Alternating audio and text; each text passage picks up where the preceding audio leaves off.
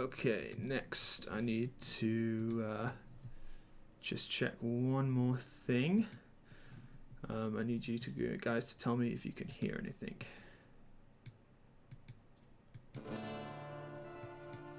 Music. Can everyone hear music? Yeah. Nope. I've got it muted on. Nope. Okay, so everyone check your Roll20 on your volume mixer, which is in the bottom right of your desktop. Just see if you've got your browser muted. Oh, I can hear.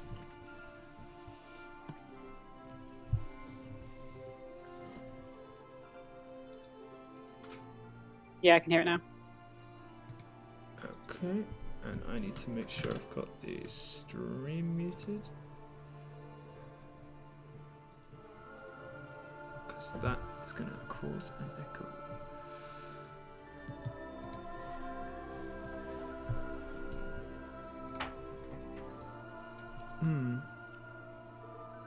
Is anyone hearing like a slight like echo to the music? Nope. Does it sound fine? No. Yeah, sounds Alright. fine to me. Yeah. Brilliant. Okay, cool. So let's get started. Let me just quickly move you guys over to the map that we've had. Quick question, Jack. Yeah, go ahead. How far are we from the ocean at this point? You are very far from the ocean, my friend. I know you love an ocean voyage. So I do love the ocean. you are like slightly out of your comfort zone, I would say. Can everyone see the map? Yeah. Yes. Okay, brilliant. Yep. So can everyone see the pings? Yep. You Yes. can see the pings. Oh. You guys can ping as well if you want to. So try it out now if you like. If you accidentally draw something with the pencil, just press Ctrl Z and it'll undo the last thing you did. How do we ping? Just Okay. hold down the Right left click on the map. Or right click ping.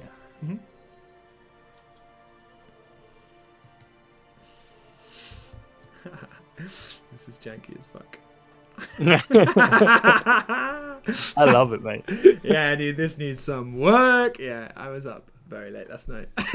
So if we see some jank, it's probably because of that. Cool. So everyone can see the map. Everyone can ping. Okay, cool. So this is the land of Faerun. You guys know it well. It's where you've lived your entire lives. Over here is the capital of the city. This is called First Sight. This is where, in times of yore, as all these great tales tend to start, a man named King Dale, shipwright and the first human to land, set his boat at First Sight. He looked around, decided it was good, and decided to make this his new capital. Since then, there have been hundreds of kings over the years. More dynasties than you can count. Well, probably a few dozen. And all of that carried on pretty much as you would want it to over time. And until about 150 years ago, where a young, sprightly lad named Hayden Brightspear was born. He was bright, he was very capable, and he grew into be someone who was just a little bit too competent at controlling the people around him. Faerun has had bad kings before, so people weren't too worried. Kings tend not to last too long, maybe 20, 30 years once they sit on the throne. But Brightspear was different. He seemed to just keep on living, on and on and on. He was 150 at the time this story starts. And he had gained quite a reputation by this point. Technology had boomed. The kingdom was technically prospering, but dark times were abound in the land. People's privileges, people's rights had been squashed. People were disappearing, those who spoke out against the government. Until one day, he was assassinated. Some say it was his personal guard. Some say it was rebels. Some say it was terrorists. It depends who you ask. And there's many in the kingdom who still look back at Bright Spear's reign, which was a mere 30 years ago, with some positivity. Since that time, there's been a series of new kings, each more disastrous than the last, plunging the kingdom into turmoil. Someone new will come in, and then all of a sudden things seem to be hitting the fan again. Recently, there's been a man named Tarnum. He's come into power, and he seems to be doing pretty well. Things seem to be stabilizing somewhat. Trade is coming back into the kingdom, but things are not going well for everyone. So that's the history of the people of men and the various peoples who've come into Faerun over the years. But this is a story about the first people of Faerun, the people who named the land that everyone else lives and works upon. We're talking about the Lith. The Lith have been here for thousands of years. They predate King Dale. Many believe King Dale is the first one to populate the continent, but that's not true. As well, you know, as every Lith, from the youngest child to the oldest Lith, they know that they were here first. They made the land what it was. They cultivated the forests. They looked after the wildlife. And when the humans and other races begin pressing into Faerun, at first they meet them with open arms. But as time goes on, there's some conflict. Some worse, some not so bad. There have been good times, there have been bad times. And now seems to be in a period of relative stability. The Lith, which were originally elves, but have kind of interbred with every different kind of species over the centuries, until there is kind of no longer a dominant race for Lith. They work in all aspects of the kingdom of Faerun. They're traders, they're travelers, they're porters, they're sailors. And many people have quite a complicated relationship with the Lith. Some see them as heroes, as adventurers, as travelers. Some see them as bringing the annual village fairs that travel around the kingdom. But others see them with deep and dark suspicion. They blame them for thieves. Whenever there's a murder and there's Lith in the area, it's often tried to be pinned on them. I would describe the relationship between Lith and non-Lith as quite tense at all times, and recent times have been getting steadily worse. People have been disappearing around the kingdom. Normal people as well, but Lith seem to be suffering especially bad. Just to give you a quick overview on the Lith, there's so many different Lith families that it would take too long to name them all. But the three main families of the Lith are the Morgans. They're a travelling band of performers, and they circle around the kingdom of Faerun, putting on performances and fetes.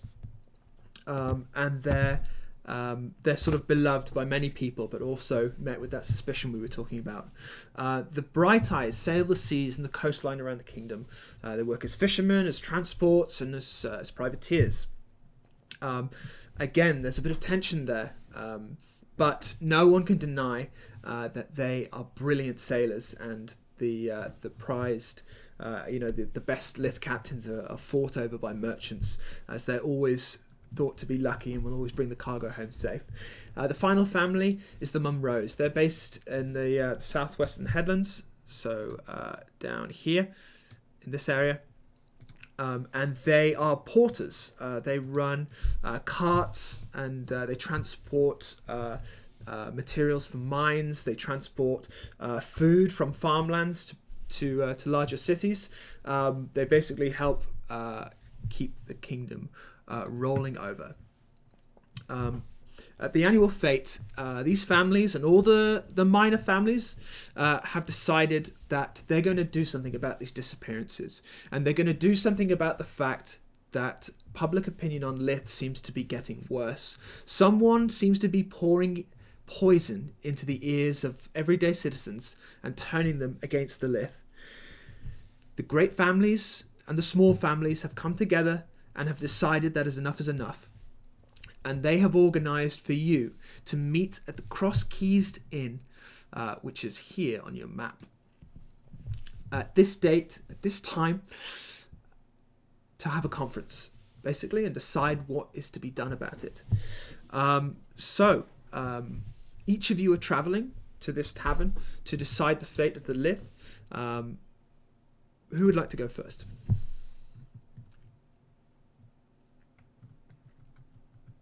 Anyone feeling confident? Yeah, I can. Okay, Jake. Tell us about your character.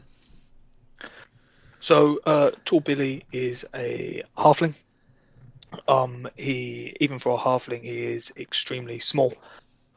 Hence the name Tall Billy. He's extremely young as well, so he's the age of 12. Kind of makes him even smaller. He stands at around 2'2". At the moment. And he is travelling with the Bright Eyes, under the Bright Eyes family. Brilliant. That's about it. So he's strolling down the road now, heading towards the Cross Keys Tavern. Is he travelling alone? No, he's travelling with what he would see as his older, bigger brother.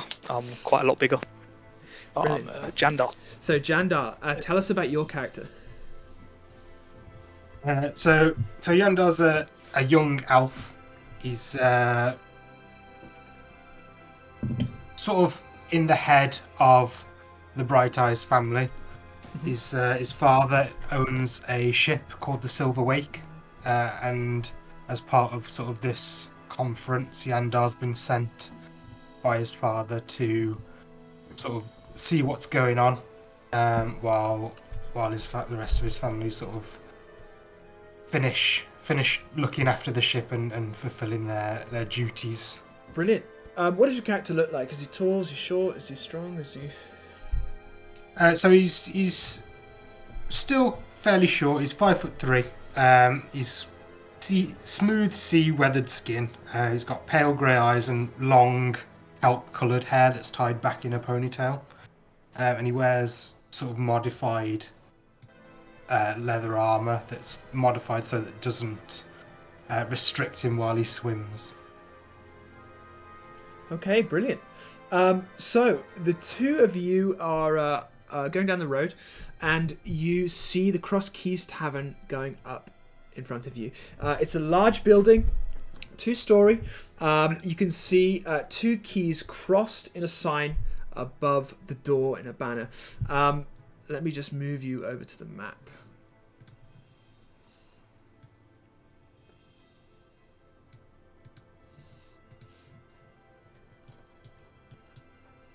Okay, so here you are.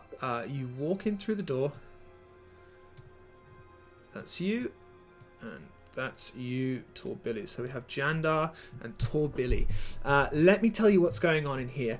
So this room is absolutely bustling with different people taken from all the different Lith families. These are supposedly the best and brightest people that the Lith families have to offer. And they've all come here. You look around the room, most of them look quite young. And from the kind of brash talk that you hear around you, a lot of them seem fairly inexperienced.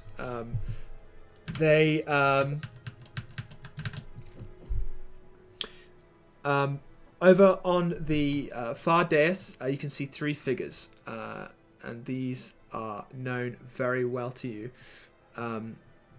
In the center, you have Anna.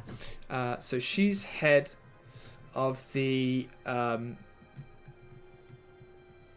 Morrigans, the Morrigan family, the traveling band of performers.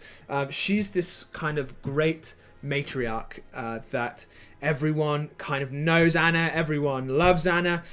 She's this kind of like very kindly, motherly character, but she kind of has this like rigid character to her that just makes you think, you know, like she's not the kind of person you would want to mess with.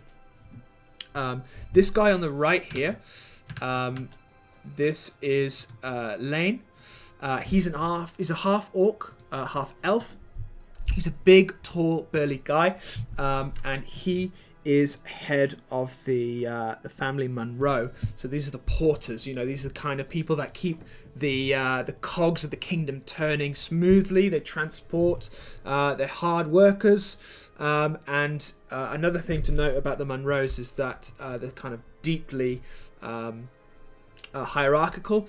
Each of the Monroes runs their own unit, their own crew, and every crew chief in the Monroes is considered to be, a great man and to be respected. Over here, on the left-hand side, you see Skid, and this person is known to you, Jandar, and she looks up at you as you're walking through the door, and you can just see her smile at you. This is your grandmother, Skid, but despite being a lot older than you, she still looks incredibly good-looking. She's robed with this kind of silver dress with fur trimming. Her hair is like very white, pure white, and her face is kind of very smooth and angular and unmarred by the passing of time. So the two of you walk in. What would you like to do? What do you think you would do? I would want to punch Jandar in the thigh to get his attention. Once with his attention, I want to turn around and just be like, "Oh look, we've got an opportunity here where I don't have to be the one in the background or the grey man, and I think it'd be pretty cool if we gave each other some like really cool nicknames, because then people look at us and think, wow, they've got really cool nicknames. And I was thinking maybe that I can be like Nighthawk and you can be like J-Dog. What do you think? Do we need cool nicknames? Who doesn't want a cool nickname? Well, I mean, we're supposed to be respectable Lith family. Yeah, I don't think. Do we want to set a good impression? No, that's fine. Nighthawk weren't cool anyway. I'll just be Billy. It's fine. But I guess maybe let's go secret code names rather than nicknames. That sounds better. So Nighthawk on the down low.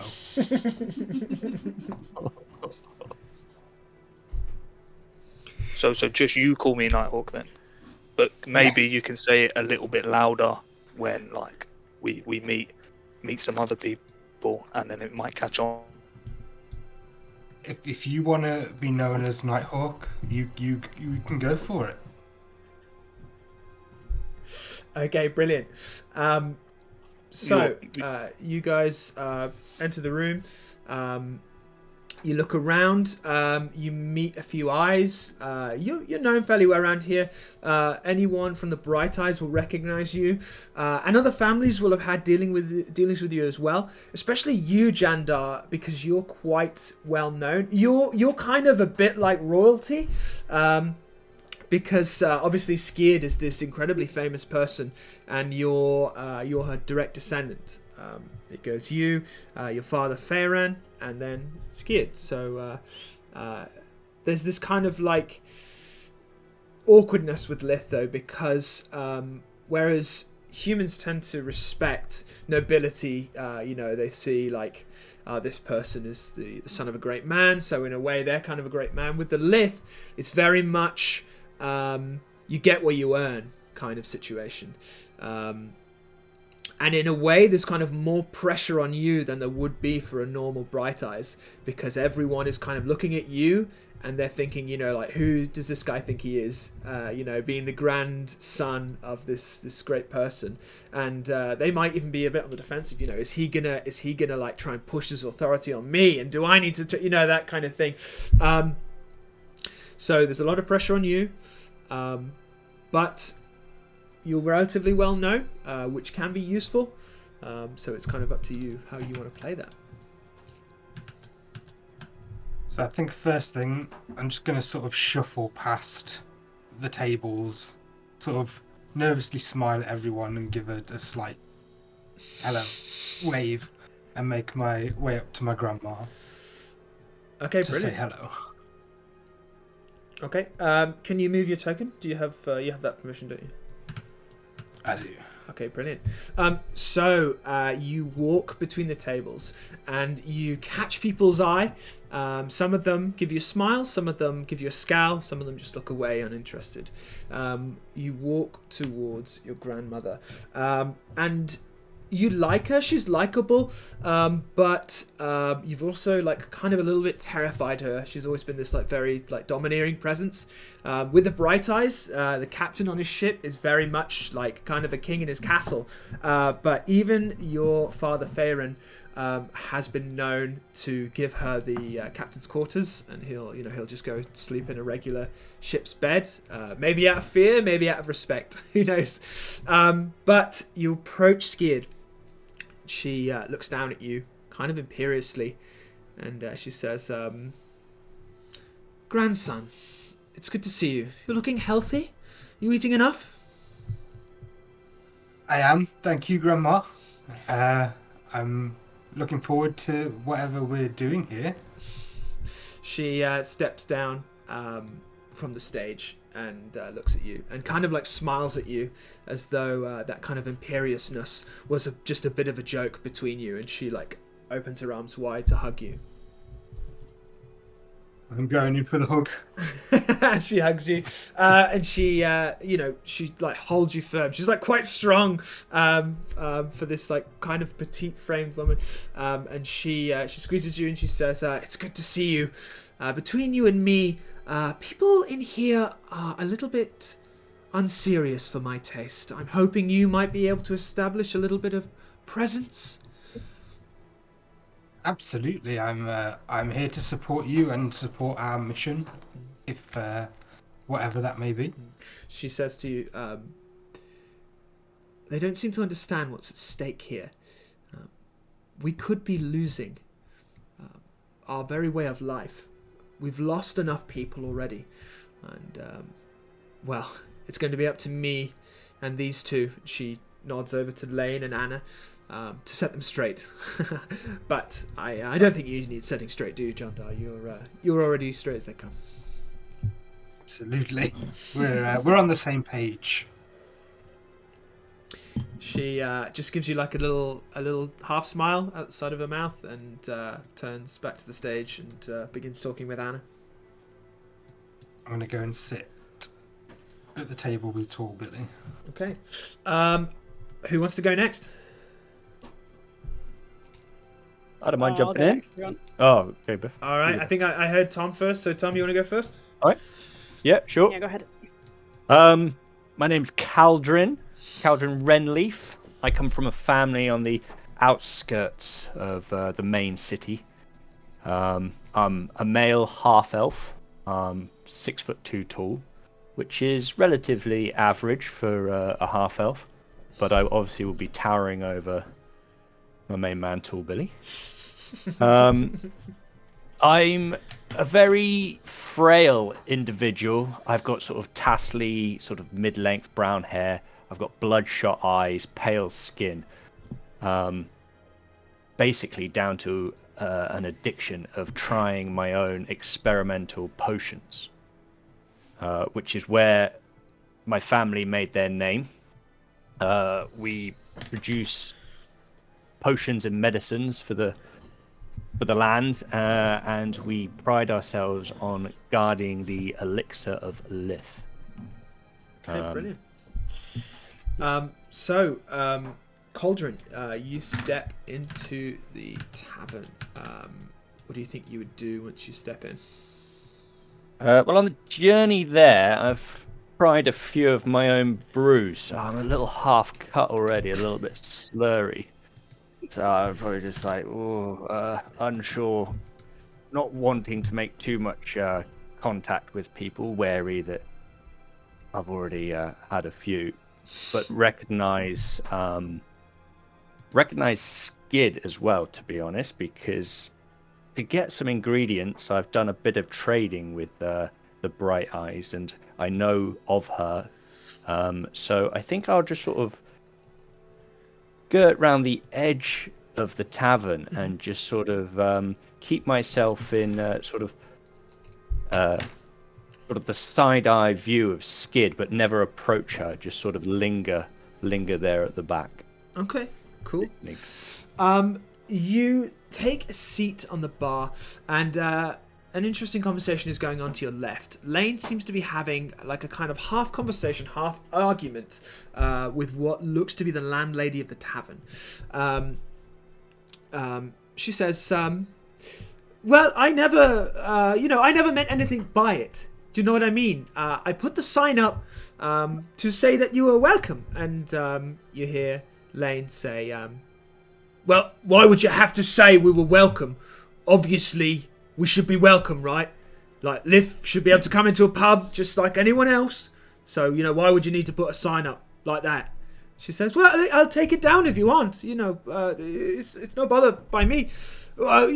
Just... Yeah, actually, would you take it down? She says, oh, fine. Puts her hands up in the air and makes her way out of the bar. She notices you, Cauldron, and signals over. She says, Jeremiah? Where is that boy? Claire. She signals over to this lady, and she comes over to you, Cauldron. This landlady heads out of the pub at the front door.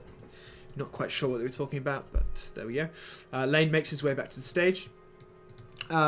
This lady Claire comes up to you, Cauldron. Is there anything you would like? Anything to drink? I'll take a beer. Righto. And she just turns away. And a moment later, she comes back with a large tankard of beer, places it in front of you, gives you a kind of smile and a wink, and turns on a heel and heads back to the bar. You have a little look around the bar, Cauldron. You have a little sippy of beer. It's all right, bit sour. You're used to the good stuff, though, so, maybe you're a little bit too harsh of a judge. It's hard to say. Looking around, and this man over here, he is kind of giving you what he thinks is a kind of suspiciously subtle look. He's kind of waggling his eyebrows at you, and he kind of like sort of nods his head towards the seat next to him. Okay, I'll grab my pint. Mm-hmm. I'll accidentally slosh a bit on myself. Yeah. And I'll make my way over to the table, pausing in front of Skid, Mm-hmm. just to look up. Does she recognize me? Does she take notice of me? She quickly catches your eyes. Good to see you skulking around as usual. Okay, I'm gonna get all flustered, embarrassed, and just sort of quickly shimmy over to the table to join the gentleman that is. You can kind of feel her stare in the back of your head as you shuffle away and go and sit with this gentleman. You get closer, and he nods his head to you, and he pulls open his coat. He's not flashing you. He's just revealing a kind of richly engraved brass button, and on it is the number 4. Now you recognize this button. This is something that your family uses to be able to tell those in the family apart and those who are in service of the family. This is a very secretive order, so obviously you've got to have your secret handshakes, you've got to have your secret symbols, you've got to have your secret buttons. This guy's a number 4. You are a number 7. You have your brass button stitched to the inside of your coat. You can decide to disclose it to him if you want to or not. Yeah, I'll disclose it. I'll just sort of reveal it. Okay, cool. Flash a peck with the number 7. He says, I've been sent by the family. And he kind of nods at you conspiratorially, like he's just said something very important, even though he's basically just he's basically said what you've already kind of established by showing the buttons to one another. But I'll just sort of stare with a sort of drunken haze, just longingly looking, just sort of like waiting for him to continue, just slightly swaying. He nods at you with like a kind of wide-eyed stare, and he says, "As I said, I have been sent by the family." And he pulls open his other lapel, and he kind of has a little look around as he does. And inside the other lapel, you can see a parcel wrapped in brown paper, wrapped with string. It's one of his favorite things. And he says, I have a new task for you. I have been given something very special to our family. And you're tasked with keeping me, and therefore it, safe. Do you understand? Yeah, I'm gonna reach for the package without saying anything. He quickly closes the lapel and slaps your hand. He says, "You are instructed to protect me, not the package. Do you understand?" Just sort of, yes. Very good, very good. I'm glad we understand one another. Very good. For the duration of this meeting, it would be better if we pretended like we do not know each other. Therefore, we can keep our family secrets safer. Wouldn't you say? Yeah. Shall I get you a beer? I think it's probably best that I keep this table, and you go and find another table. As for refreshments... And he pulls a little bottle out of a greave on one of his arms and gives it a quick nip. And then his kind of face just goes like really, wrong bottle! And he quickly screws it on, and he's fumbling all over his clothes to try and find something. And he pulls out a small bottle with a kind of white mixture inside and downs the whole thing. Sorry. Wrong bottle. And he quickly tucks away his alchemy patch. One of his alchemy patches he keeps in his sleeve. Perhaps he took something a little more seriously poisoning than whiskey. Trying to kind of keep his cool veneer going, though, he sort of leans back in his chair with a kind of superior grin. And he says to you, well, for this evening, that will be all. And I suppose you and I will travel in the morning. So be it. I'll leave you to it. Enjoy your evening. Yeah, he kind of leans back into his chair, but goes a bit far and has to kind of catch himself, so he doesn't go over backwards. We're all drunks. Okay, who wants to go next?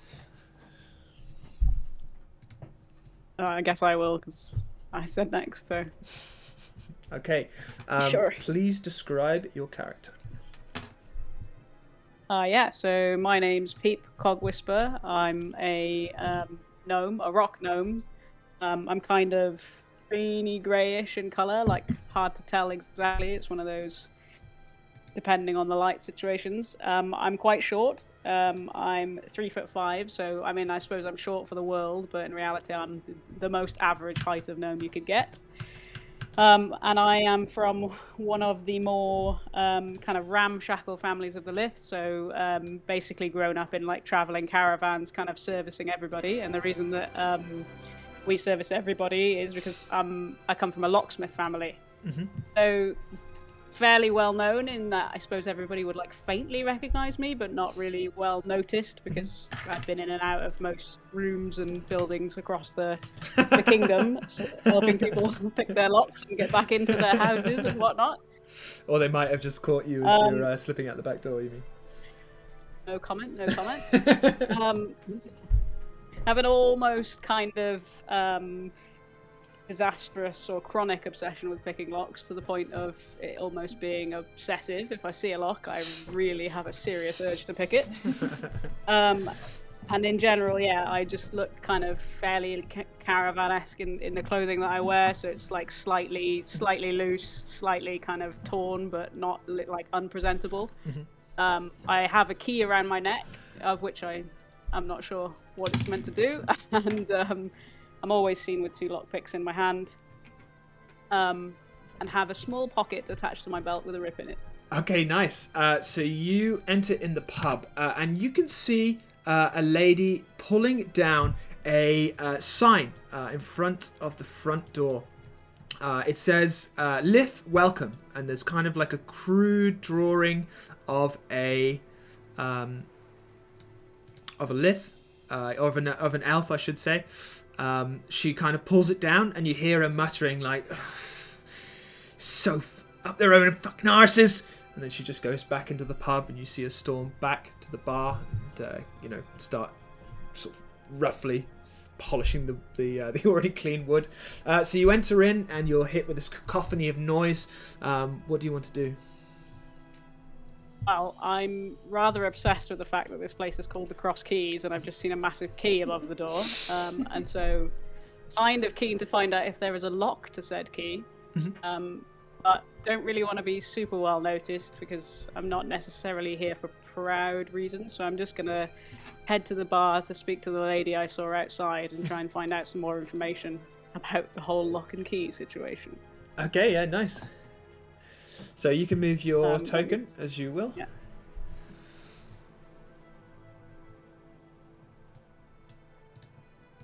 You got it? Is it working? Yep. Should be there now. Hey, there she goes. Okay, cool. So she's just kind of scrubbing down the bar. Time wasters! I'm just going to say, by you ripping down the sign, does that mean I'm not welcome? She kind of looks up at you. Oh, I'm sorry, my love. I didn't see you. Would you like a drink? Yeah, of course you're welcome. Come in and sit down. Oh, okay, cool. Thanks very much. I'll have a drink. Whatever's going, I guess. Whiskey, ale, wine, beer. I'll just have a small beer, thank you. All right. Well, they're on the house apparently for tonight, so fill your boots. She kind of plonks the time code on top of it. Give me a perception check, Beth. So that's your D20 plus your wisdom modifier. Yeah.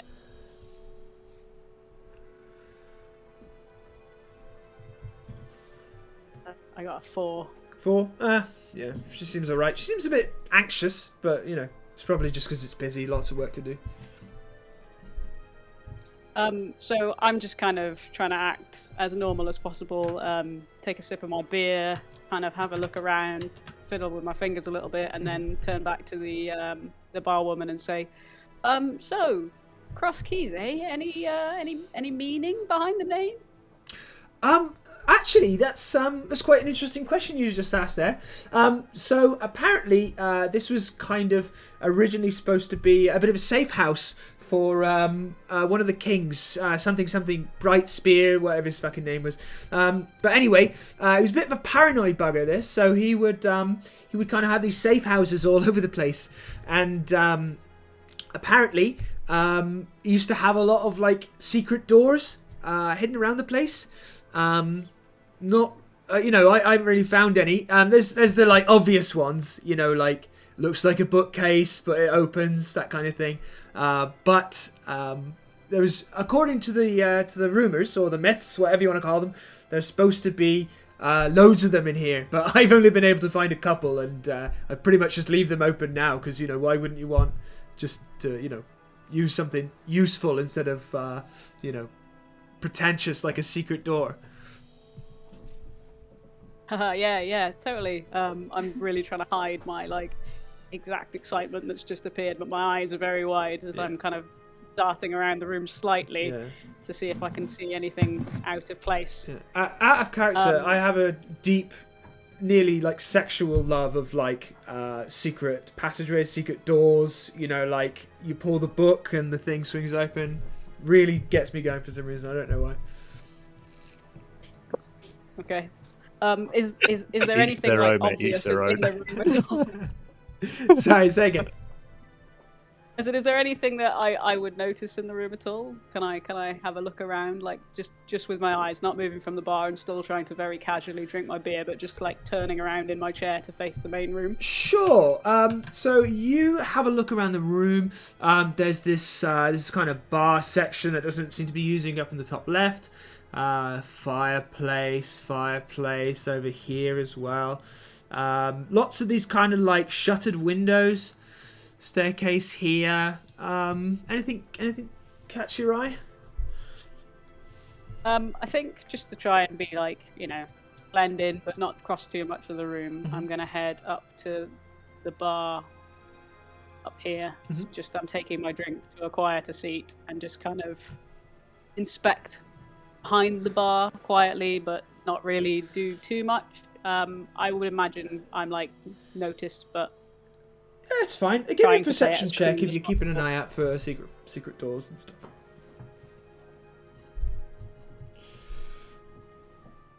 I got an 8. 8. Can't see anything. You tap the wood of the bar. Nothing here. Okay. And then I guess for one final look, I'm just going to browse about the room to see if anyone else has any obvious pockets with holes in or money wallets that have holes in them. Okay, give me one last perception check.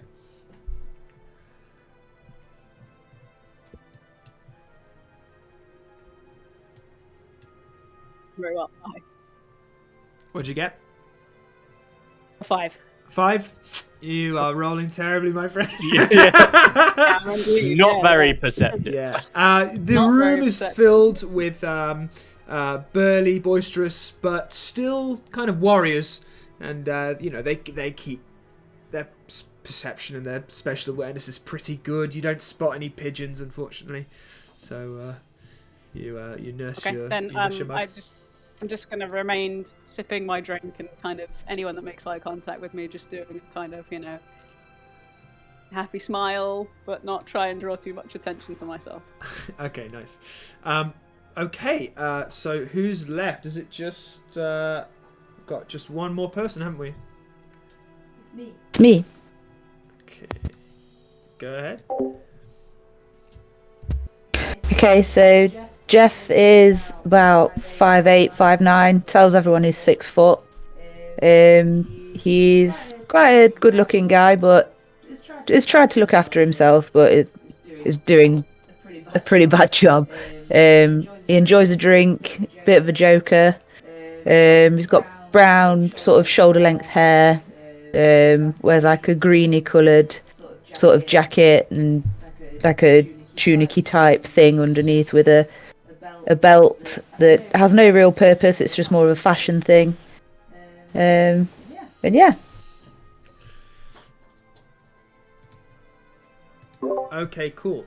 So Jeff, you swagger into the tavern. You have a little look around. What do you think Jeff would be doing right about now?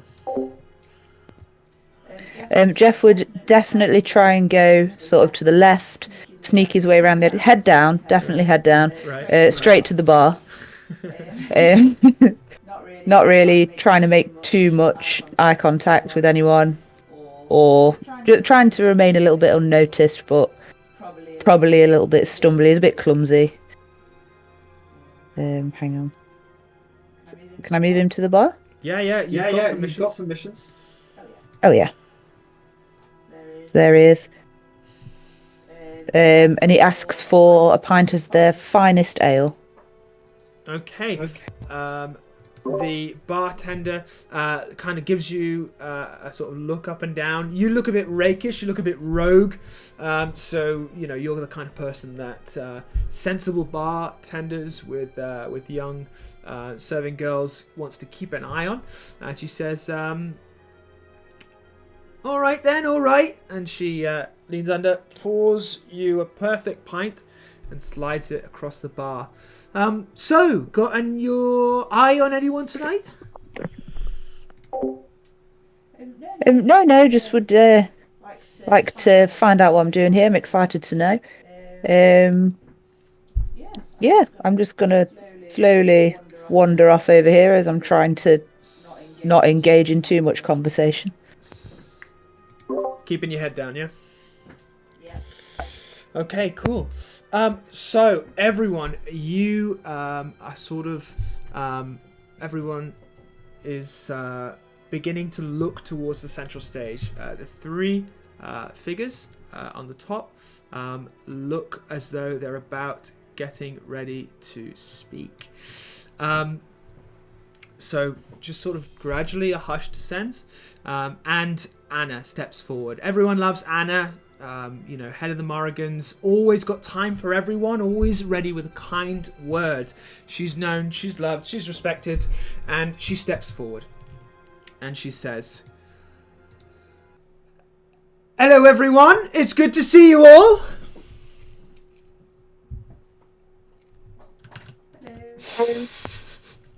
Hello. Tough crowd.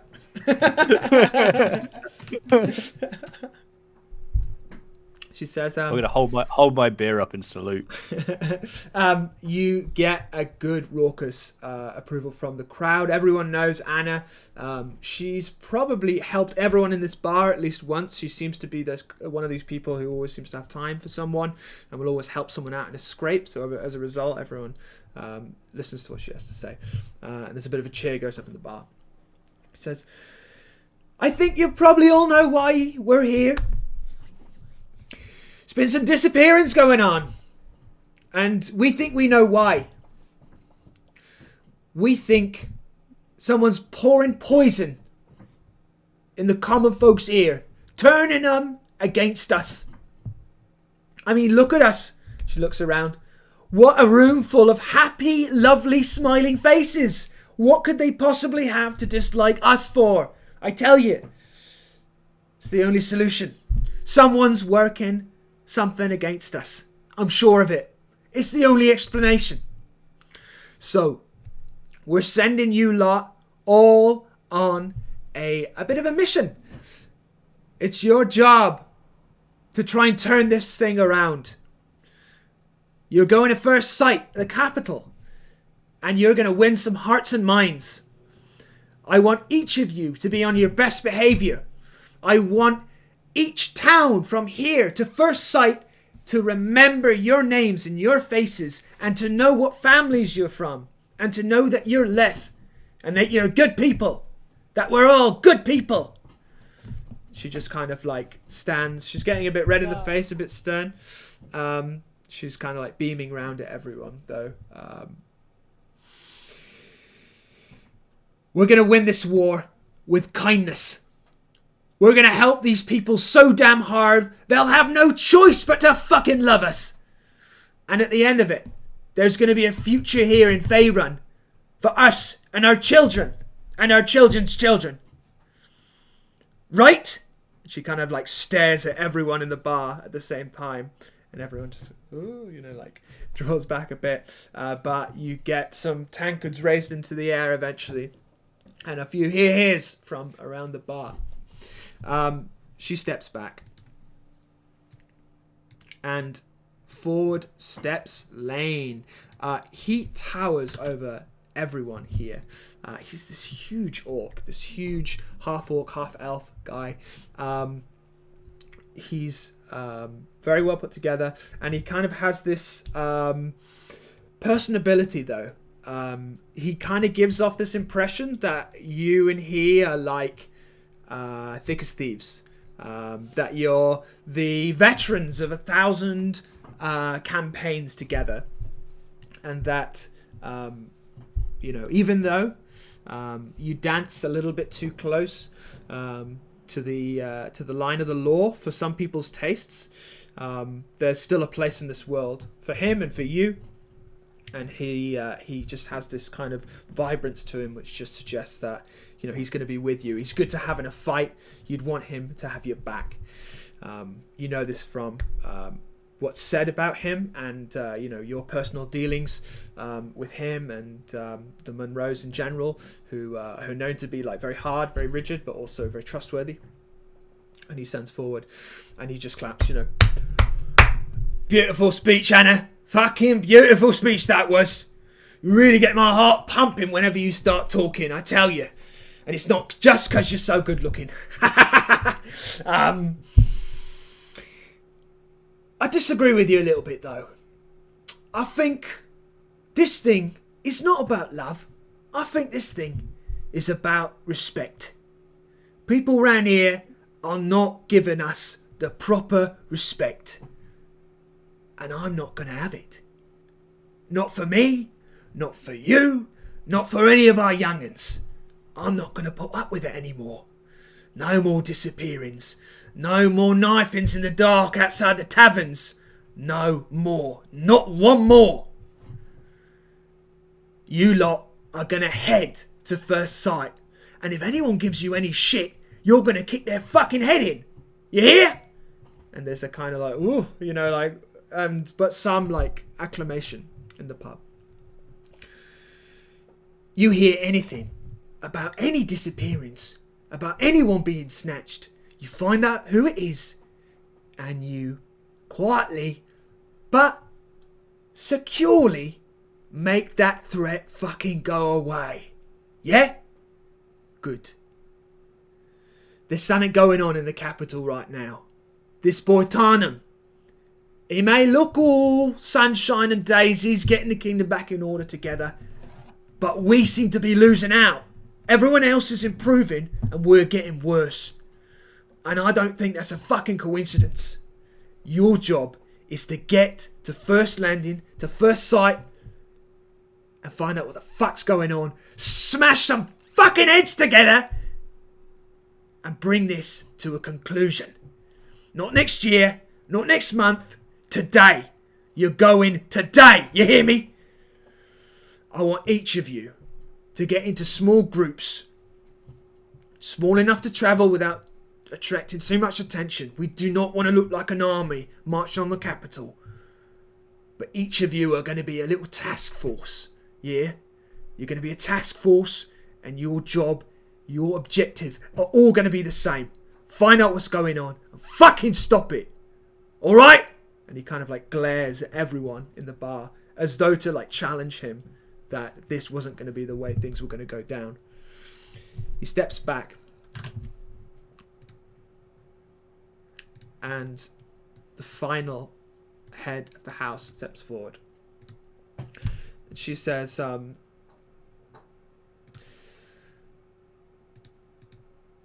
both right. Respect is due to fear, and it's due to love. Those two things intertwine with one another. And that is how we will find our place in this kingdom. I want you to go to the capital. I want you to find out what's going on. And I want you to solve it. But I want you to be careful as well. There are people in the kingdom who are going to use any excuse, any aggravation, to turn this situation against us. Their propaganda spewing from the capital is already infecting the minds of the common people. We do not need them getting any ammunition. You must do as Anna says, win them over, and you must do as Elaine says, and you must make it stop with your strength.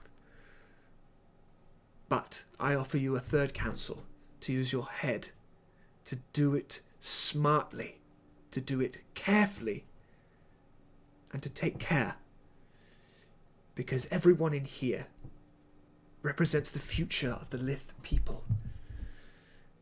and I don't want to see any of you falling for no good reason. So, in the morning, you'll head out, you'll pick your path, and you'll accomplish your goal. And there's just kind of complete silence after she finishes what she's saying. No cheers, no mutterings, no nothing, just utter silence. Lane steps forward and stands next to her, and he says, but anyway, don't look so fucking serious. It's an open bar. Let's get fucking shit-faced. And he calls over to the bar lady, who has been preparing large tankards on trays. The landlady and the maid, they come out into the crowd and they start handing out these huge tankards of beer to anyone who will take them, and anyone who doesn't is kind of like, oh, sort of jeered into their hands until they agree and drink deep. Is everyone taking a tankard? Yeah, two-handed because it's too big. Yeah, I'm going to pretty much hug it. Okay, brilliant. So there is a band that comes out to play, and they set up behind the bar in the top left-hand corner. So there's a string, harp, and a bit of percussion going on. They get Hearty Jig going, and everyone is kind of on their feet, and they are gathering in little groups. Most people seem to be hanging out with the people that they came with. It's a bit cliquey, but there you are. This guy that you talked to earlier, Cauldron, he comes and he stands over here, and he just kind of is doing his impression of a bit of sort of dancing. He's got his tankard and he's kind of rocking backwards and forwards, and he's just kind of bobbing up and down a little bit, and he says to you, Cauldron, I think now would probably be a good time for other people to see that we are acquainted, and perhaps we could persuade them that by chance you and I decided to travel together in the morning. Okay. I stand up and sort of join him and sort of cheers him with my glass, with my tankard. I give him a cheers, sort of an acknowledgement that we are together, to show everyone around us that we are sort of traveling together or know each other. He smiles, a kind of genuine smile, cuts through the facade for just a moment. He says,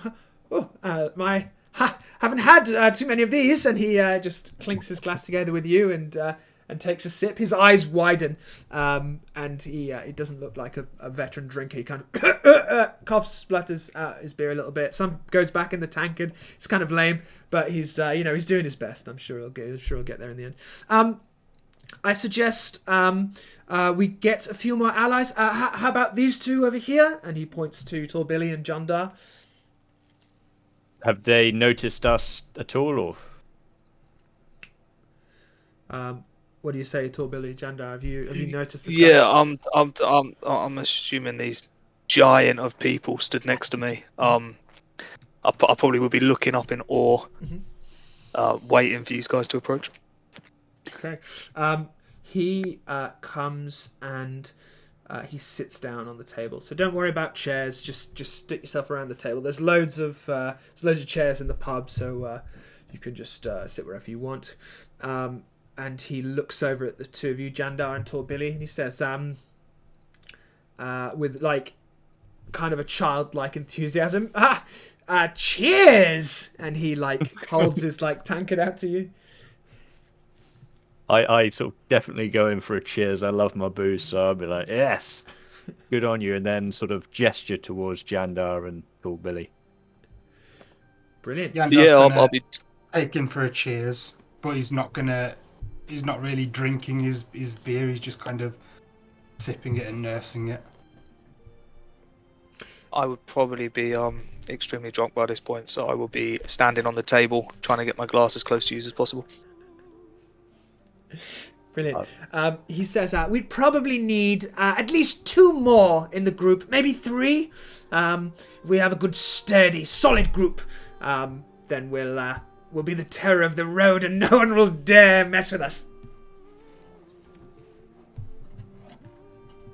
I'm Well, I've quite got shy one. for the group. I just look at tall Billy who stood on the table. Oh, this would be brilliant. If you look over there, they've got one of them music playing, song singing writers. Maybe we can go ask for a personal tune. All right, yeah. There's three bards over here. Let me just draw you where they are.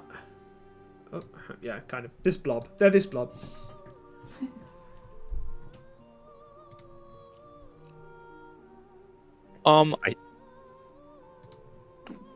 Would Jeff be holding an instrument? Jeff, where are you right now? Over at the bar. Still at the bar. Oh, hang on. I'm here. Yes, I would have my lute attached to me at all times. So these guys have struck up their tune. That would be the. Sorry, go on. Sorry, did you say? Sorry, say again. Damn it. Sorry, we're juggling mutes. What did you say, Jake?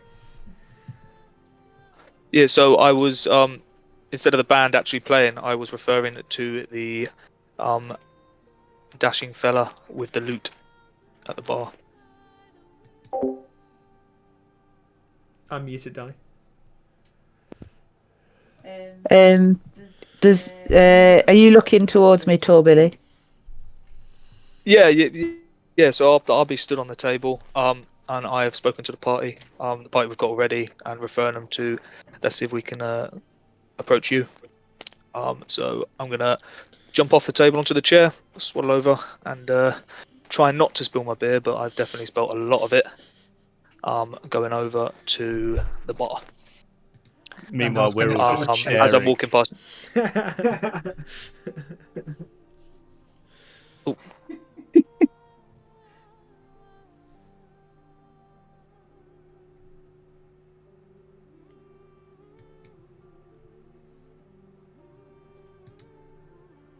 Not sure if I've frozen.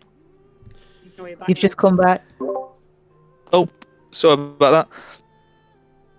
Yeah, so I'm making my way, and I'll probably give Jander a nudge to come with. Yandel's kind of sort of half chasing you, trying to get you not to bump into everything as you run along towards the bar.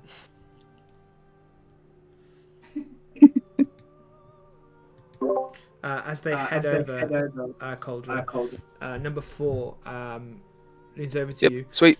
We're gonna need. At the bar. Sorry, can you hear me? Yep. Oh yeah.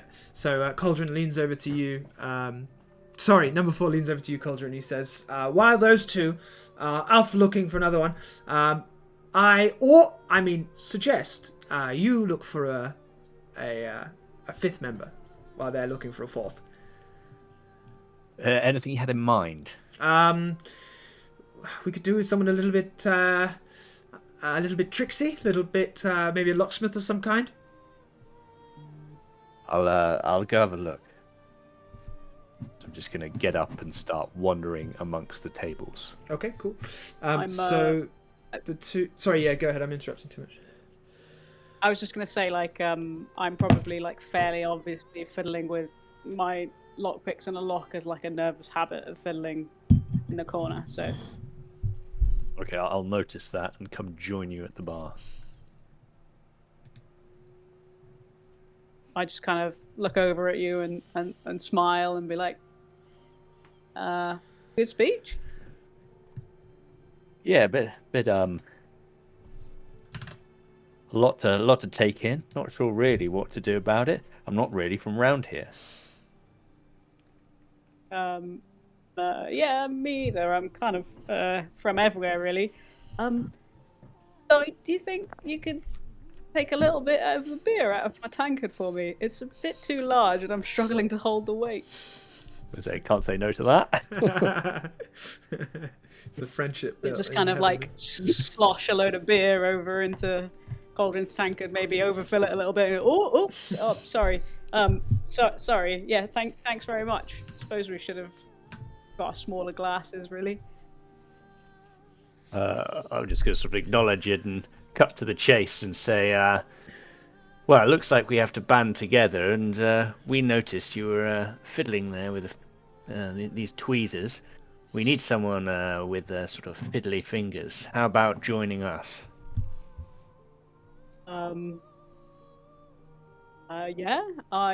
Sorry, it's kind of a fairly nervous habit of mine. I didn't mean to be so obvious with my dealings. Do you need a locksmith? Of course, we need everybody. How about you come join us at the table? Getting a bit unsure. I'm kind of say okay then, and really struggle to get down from the tour bar stool whilst holding the pint with both hands. And and look make my around way as if over. I've lost you. I'm like 6 foot tall. Where's she gone? Just trail behind, not making myself super well known, but yeah, just make my way to the table. Okay. I sort of sigh, worrying I they fucked were up originally because I've On your chosen way someone so small. on your way back to the table, this figure here, he's a bit worse for wear. Probably had a few too many pints. Looks quite young, but he's quite tall and muscular. And he kind of bumps into the two of you, and he just kind of like spills a bit of his pipe. He says, "Hey, what's where you going with, don't you?" Ah, fuck's sake, mate! How many have you had? I've had enough for you. What are you, double act, little and large? He just kind of like spills like a third of his tankard on the floor, and he like straightens back up, hunching a bit, and he goes, a little large. And he like kind of taps his finger on your chest, Cauldron, as he does. I mean, I'll swat it away, but I've had a few as well. Some of my beer equally spills onto him. Oh, what's you going? Go ahead. I have a real bad issue with people calling me little because I'm like not little in the world of gnomes. So I'm like, wait, I'm not little. Who the hell do you call little? And like kind of try and square up to him, but obviously I'm very short, so I'm just kind of stood a bit closer, staring at his robes. He kind of looks down at you, Peep, and he says, and he kind of like, it's like he's seeing double, and he's like looking at his like double vision of you. He's like looking slightly to the left. He says, "Oh, you're adorable, aren't you?" And he reaches down to like ruffle your hair, but he's putting his hand on the double vision version of you, and he just kind of clatters forward onto the floor. His tankard like spills beer out in front of him, and he like struggles back up onto his hands and knees, and he looks at you and he says, "You're the cutest little thing I think I've ever seen." Cute. Don't you use those words around me. Why I ought just trying to hold myself back, but at the same time like fuming with anger because I know if I let myself kind of get a bit too, I'll draw too much attention to myself. So I'm like wound up tight as I possibly can be and just really struggling for words but talking very quickly at the same time. Says, yeah, you're cute. You're cute as a button. You're absolutely cute as a button, you. Does he have like any kind of pockets or like a belt of coins on his chest or anything? On his robes, can I see anything obvious? Yeah. You can see in his coat, his right-hand coat pocket, is there's some money in there. There's a small purse of coins. His other one seems to be holding some kind of throwing knife. And I try and very sneakily just make a slit in his coin pocket. Okay, nice. So you're just kind of like going forward with your knife, or are you trying to disguise it in some way? It's like, yeah, it's basically my lockpick, so it's almost always concealed in my hand. So I'm just trying to like very gently like do a quick swipe without them noticing to kind of distract them from this whole thing by spilling coins all over the floor. Okay, get me a sleight of hand check.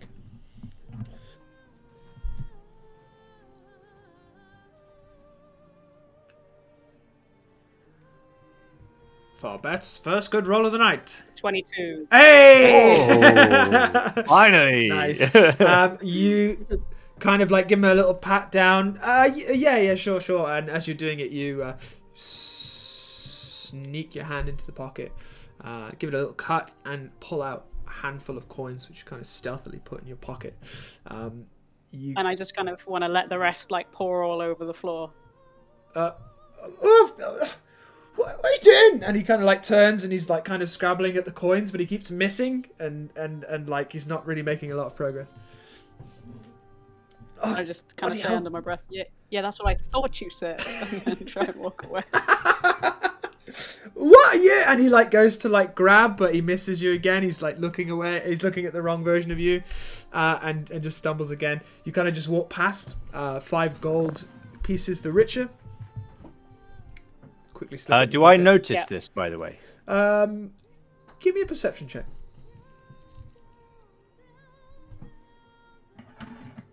11. You notice nothing.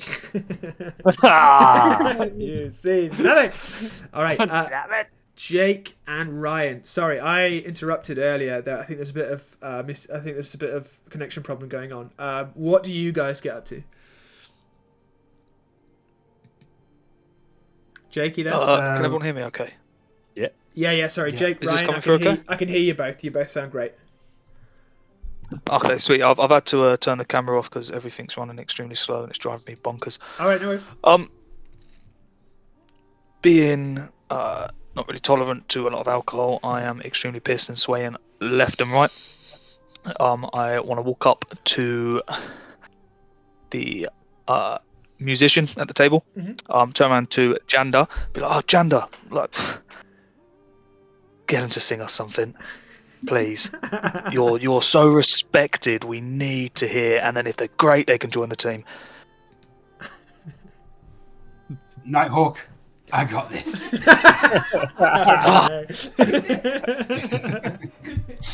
So just going to kind of circle around Tall Billy, kind of pushing him towards one of the stools for stability, and goes up to Jeff and says, "Hi, are you looking for a group to join?"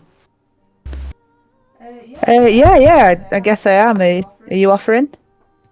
Absolutely. My friend here would like you to play us a song if you're into that sort of thing. I can see you've got a lute.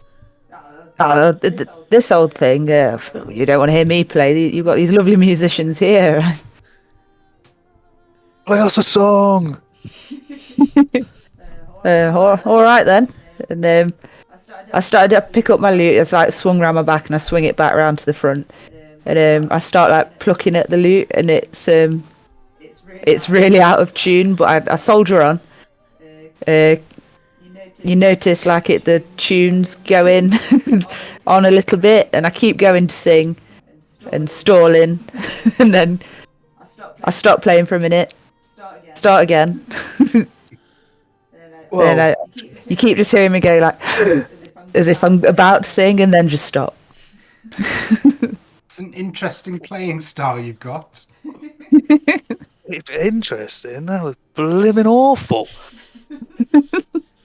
But I can't do much better. So as long as Janda's happy, then I say you're in. Oh, thank God. Yeah, I can do, but I'll try and tune it and give you a song later, and I'll do my best. Yeah, in the meantime, let's listen to the musicians. And would you like to come and join us at our table? Oh, thank God. Yeah, please. And I kind of push Billy towards the table again, trying to avoid him bumping into everything as it goes along the way. Brilliant. Okay, we have our group together, so why don't we take a little break? Let's go grab a drink, do what you got to do, and see you back in a minute. I'm going to go grab myself a beer. Please. Wait.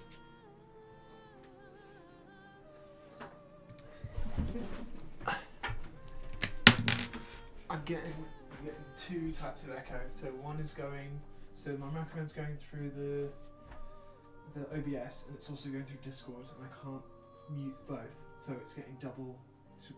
It's hearing your voice off 2 things. all the time. Is it possible to do it on the bed, or Shall I move? is it possible? Yeah. All right. I'll go downstairs. All right. Downstairs, so I've got tea. Okay. Let me go set myself up. Sure. My knee. Do you want me to get in there? Yeah. Hang on, let me just get set up for space.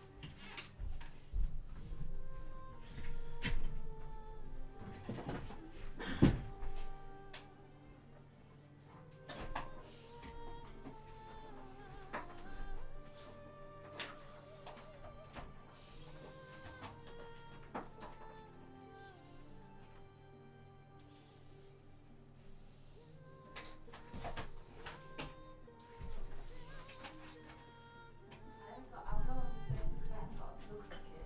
Yeah, no worries. Or I can move the table for you. Thanks, by the way. I'm enjoying your company. I just I can't make it work with the two microphone things. It's recording in two different things.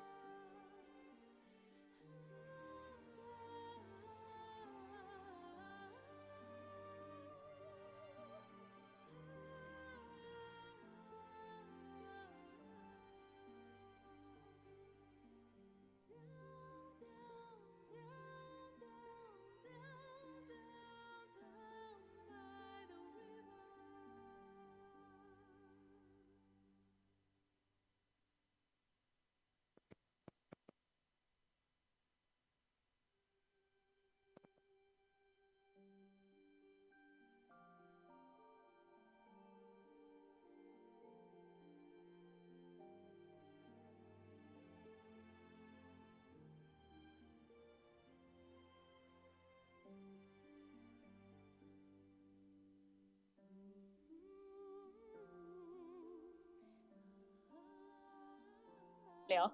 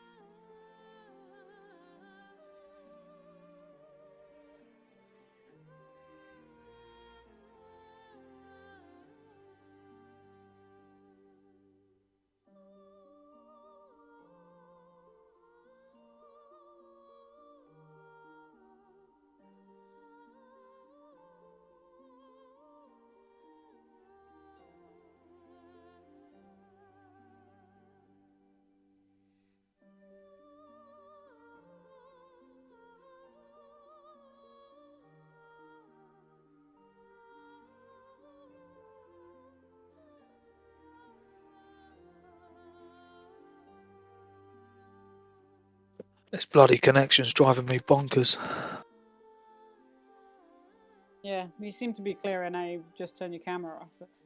Pain. Yeah, I've done a speed test and it's coming through at 85. So it should be sweet. I don't understand what's going on.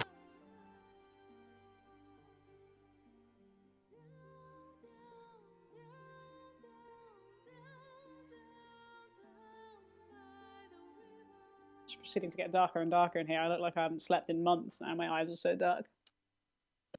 It's just gone full emo. Yeah. Tom looks like he's like in heaven, and I look like I'm in hell. Camera's so bright up Yeah, there. I don't know why I'm glowing. But there's no light on in here. It's dark as anything. I'll have a look at settings. Dark mode or something. Yeah.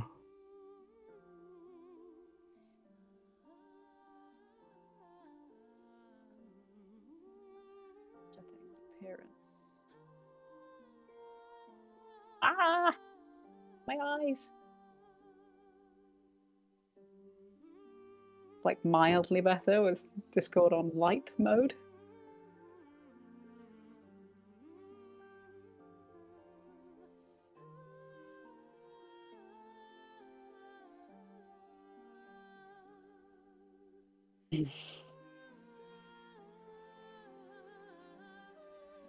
I've no idea why it's so light.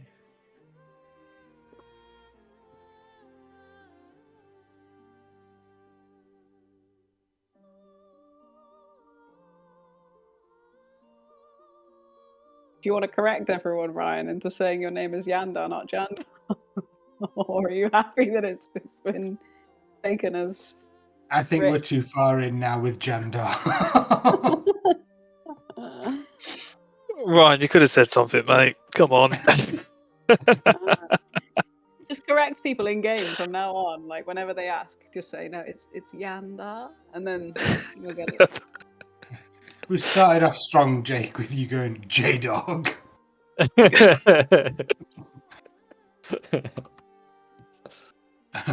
I'm going to go back to that all the time, so it's sweet. Is everyone beard up? Yeah. I got a tea. Yeah, Got the I'm water. not on beer, unfortunately. Oh, good man. Good man. Just drank so much relocating wine to this the weekend. sofa because I couldn't get the microphones to like work properly together. Oh, I I found did this. notice the familiar sofa. Yeah, the classic. Hey, there she is. That's some crazy parkour move. I heard that.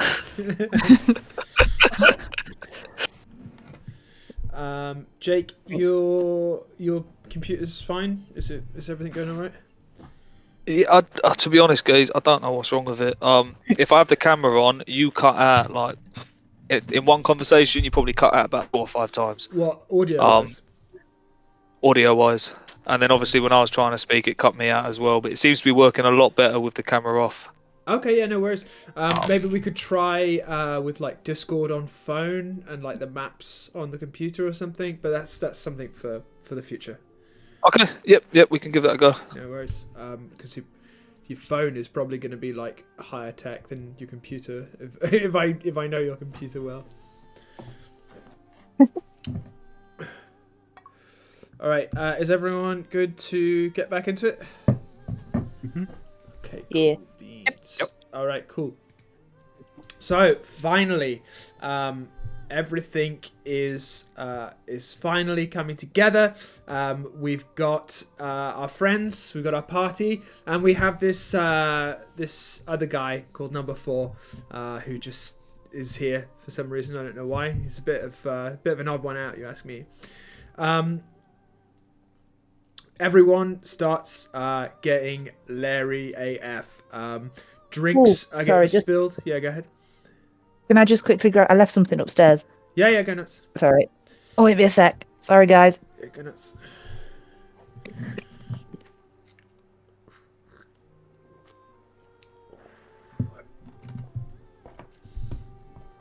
So, how about them goblins? My notes. What are you again? Biff? A gnome. A gnome. Yeah. A rock gnome, if you want to be precise. Nice.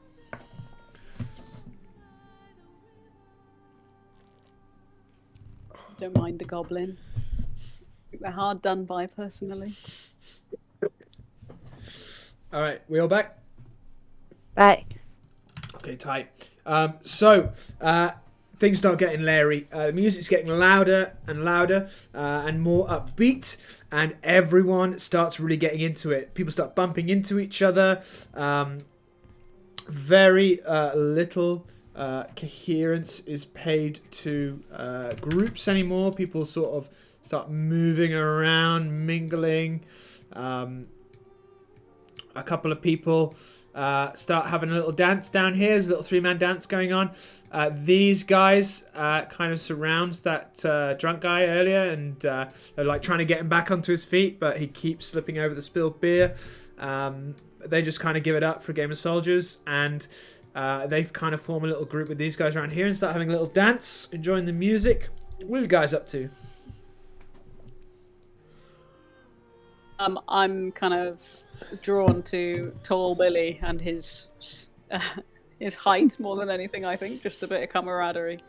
And so I've kind of sidled up and just been like, so, what's your story with you and your of standard height brother over there, I think, or friend over there, I should say.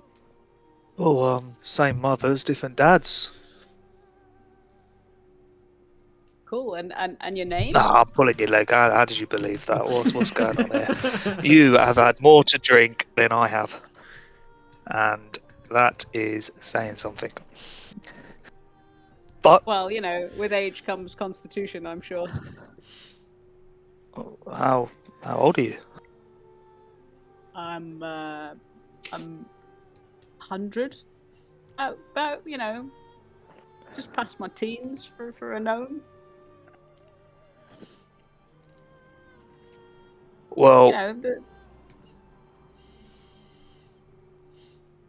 I'm tall. I've noticed, yeah, very very tall. I'm glad to be with another tall person in a room full of others. So the music is rising and rising, but something starts to feel a little bit off. You notice it first, Cauldron.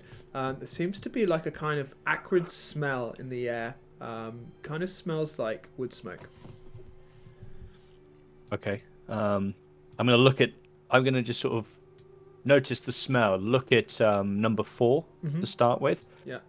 To see if he's noticed as well. Number 4 has had about a third of his first beer, and he is nearly like falling forward on the table. Okay, noticing he's had too much to drink and realizing that I'm not going to get anywhere with that, I look over number 4 to see Jandar, and sort of try to meet his gaze to see if he's aware of any disturbance, or sort of look over and sort of acknowledge to see if he's to see what he's up to. Jandar, you have a little. You meet eyes with Cauldron, and you kind of see a little bit of like surprise or panic in his face, and you start to have a little look around as well, and you notice over here there seems to be some smoke on the far corner of the room. He's gonna sort of acknowledge to Cauldron and just sort of point over towards the smoke. Okay, bro. I'm gonna get up and calmly walk over to Jandar and try and have a sort of quiet discussion with him. I'm just gonna slowly walk over, try not to trip over anybody or slip on beer, and just sort of walk over to him and say, "How did that start? Do you know how that started?" Whereabouts is the smoke coming from, Jack? So you notice, Jandar, Cauldron, that smoke is now coming from all four corners of the room, and smoke is starting to fill the room. Talk is beginning to quieten, and people are just kind of like in a kind of stunned silence. And you can see from between the gaps in the shutters on the windows around the building, the flicker of flame outside the building. Fire! Fire! Everyone out! Everyone just kind of like, you just hear like 100 chairs scraped back, people just stumbling to their feet, but everyone's a little bit drunk, so they kind of like struggling to find their feet, struggling to focus on what's going on. People move forward and try the doors, but they try it and it's locked. They can't get out. They're just kind of like two hands on the handles, like pulling them back and forth, and you can hear laughter on the far side of the door, and you can hear people inside going, "What the fuck?" And everyone begins rushing towards the doors, trying all the windows, but each of them seem barred and bolted. Can I kind of go like, I'm a locksmith. Are they locked? They're just like, there's just kind of like panic in the room. No one seems to be responding to calls. There's just people like yelling instructions, pull it, push it, find the key, and no one seems to be able to find any like comprehension in the room, and as a result, your call goes unheeded. Do we notice any windows that are any windows or doors sort of free from any other personnel, or is everybody around an opening? No, everyone in the bar is like moving their way towards a window or a door, and they're each being tried in turn, and you're seeing that each one is being met with like a frustrated call. No, this one too. This one's locked. Try that one. Let's try the windows upstairs. Okay, you rush to the stairs, Jandar, and you run up. You get to the top of the stairs, and you realize that the door to the upper floors is also locked and presumably barred from the other side. There's no keyhole, just a kind of latch and handle. And you kind of like, pull on the handle. Fuck! What the fuck's going on?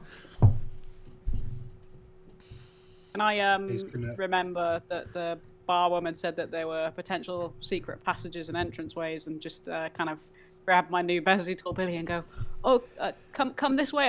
I remember the barwoman saying something about a secret entrance," and running over to where does she still remain behind the bar? No. Actually, I should have moved these guys. They seem to have disappeared, or at least you cannot see them. Okay, then I'm just gonna run to the behind the bar area and see if I can see anything obvious about a passageway that she mentioned or something like that. Okay, Billy, what are you doing while I'm trying to. I tried to drag him with me, by the way. Oh yeah, are you going, Billy? Yeah, I'm gonna trip on the floor and attempt to crawl through people. While I sort out the Discord on the phone because I'm struggling to hear anything. Okay, no worries, dude.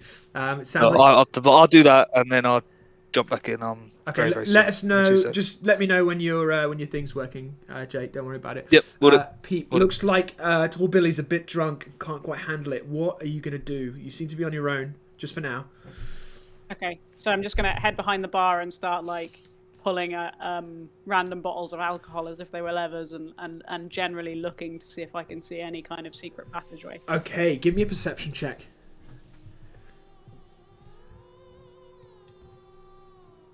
Not her specialty.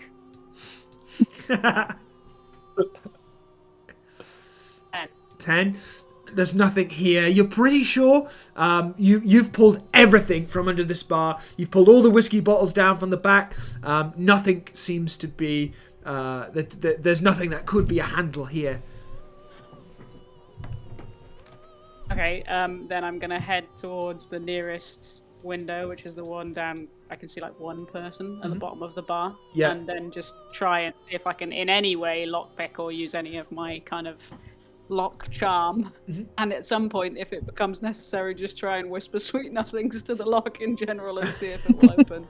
Okay, you try the lock, but sorry, you try and look for a lock, but there is none. It's like a kind of storm shutter, and it looks to be like locked or braced by some kind of mechanism on the far side of the shutter. No help here, unfortunately.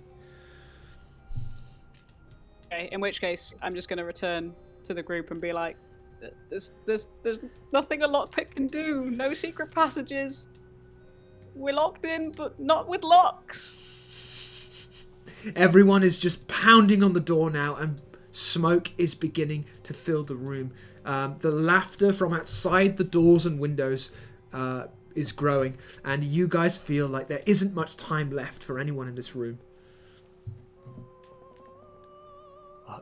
I just want to quickly grab number 4, make sure he's still got the parcel. Yeah. Make sure that's Tucked secure. squarely in his left lapel pocket. And then just sort of announce to the group that this is a bar. They must have a way of getting the beer in and out. Does anyone know if there's a cellar?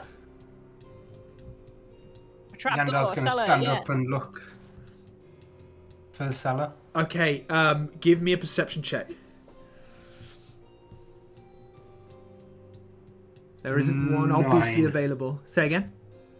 9. 9, unfortunately, no. There's nothing you can see. I just say perceptive to- group ever. I just say to Jandar, appeal to your grandma. You look over, and the three of them seem to be in deep conference. And Lane, he kind of he just like turns away from the two of them, and he says, fuck this! And he like goes over to the wall on the far right hand side, and he just starts leathering into the I know it looks like stone, but it's actually wood. Wink wink. So he just starts leathering in to the wooden palisading walls, his fists just landing these huge mighty blows, which seem to shock the foundations of the very building, but it's not going through quickly. It's going to take some time, and you feel as though time is running out. Is there anything else you guys can think of? It's coming through now. Yeah, I can hear you, dude. You're a bit quiet, Wait. but it's better than nothing. No, that's bad. Working out. We'll figure it out. Don't worry. I can create like a small device that can snuff out some of the flames. We've got like a kind of tinker skill that allows me to like create 3 small devices, a tiny clockwork device. So I'm going to try and create one to snuff out and throw it like in the general direction of the worst of the flames. Okay. Does it say Activate it. how long it'll take you to do that? It says I can spend 10 minutes doing it. All right, so you get started on that. Has anyone else got any ideas? Yandar's going to run over to the bar and just look for barrels of or bottles of water or anything that might put the flames out. Okay, nice. You get the barrels, and some other people see what you're doing, and they come and they help as well. They start grabbing these bottles and barrels.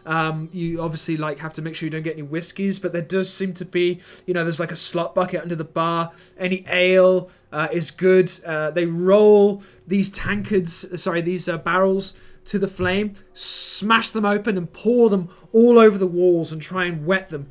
But unfortunately, the fire seems to be coming from outside the building. So although it does slow the process, and you can hear the hissing of the water where the fire meets the water, you feel as though on the other side of the wall, it's still getting worse. It's not as fast as it was. You've slowed it down, but it's still increasing. And then in that case, I'm going to try and find the most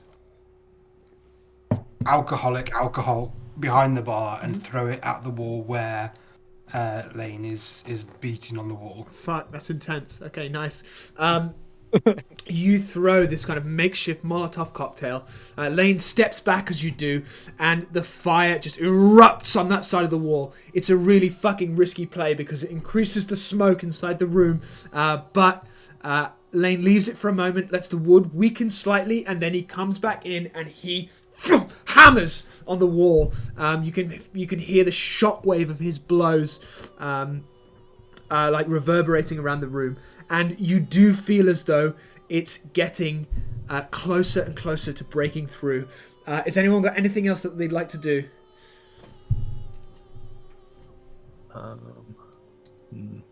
So think about where you might want to position yourself in the room, because events are about where to take did you place. go, Jandar? Say again? Yeah, where's Where, Lane? where Oh, did he's you over head?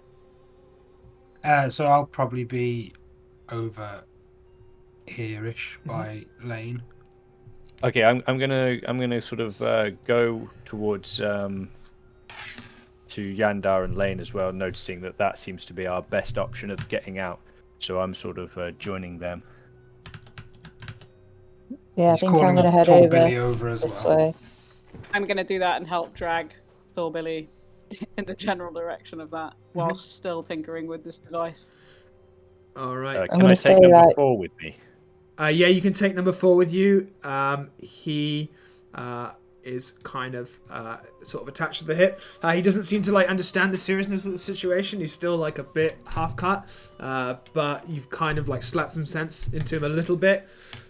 I say, there's no call for that. Lane winds up a punch and smashes the wall down, and I should be able to take this away. Okay, cool. He smashes down an entire section of the wall, and waiting, and you can see behind this wall, there are these figures with axes who were just waiting to see if perhaps if anyone was to be able to break down any of the shutters or doors and escape. They were waiting to administer punishment. So I need everyone to roll initiative. So anyone who doesn't know how to do that, you roll a d20 and add your dexterity modifier, unless you've got any extra abilities that give you a better... 10 for me. Nice. 9 for me. 11. 8 for me. And Peep is 9. What did you get, Jess? 8. Jake? Billy? 15. Billy is 15. Okay, nice. Am I missing anyone? Jandar, what did you get? 11. Jandar is 11. Alright, fat.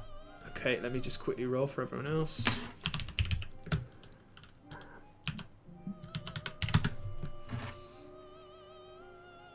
Ooh, a nat 20. Nice. So, Windows.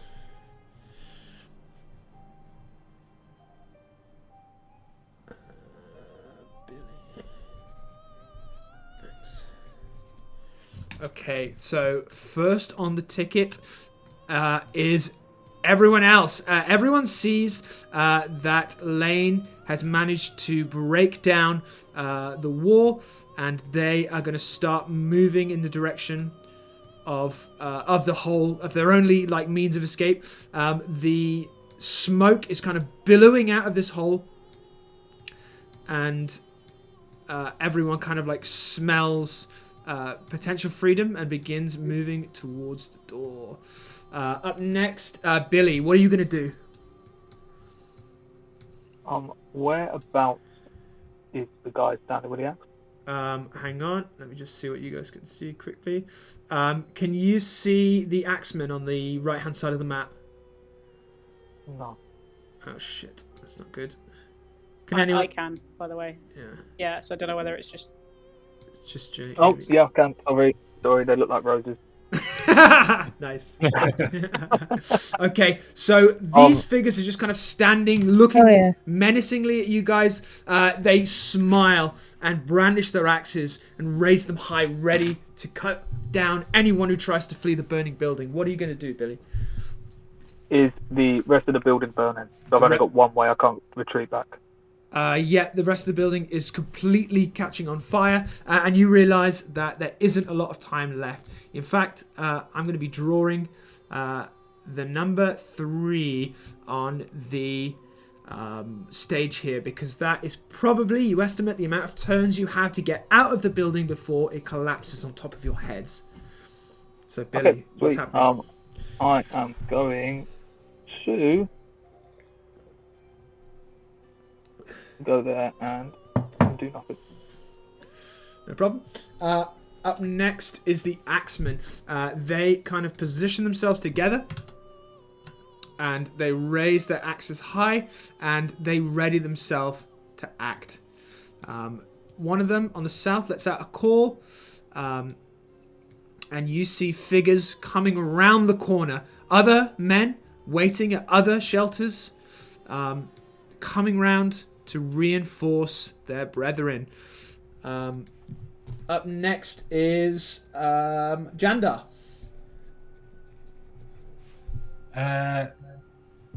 So he's going to head straight out through the wall. Yeah. And just sort of push this dude back, just to make space for everyone to try and get out. Okay, no problem. So you activate his held action, which is that if anyone tried to escape the building, he would attack him with his axe. He's going to unleash 2 axe attacks on you, Jandar. That is a 10 to hit and a 17 to hit. 10 misses, 17 hit. You take 4 slashing damage. The axe slices down diagonally across your chest, leaving it this like burning, gaping wound. And he kind of like laughs at you and raises his axe up, ready to strike again. What are you doing on your turn, Jandar? Because that's a held action. That always happens first.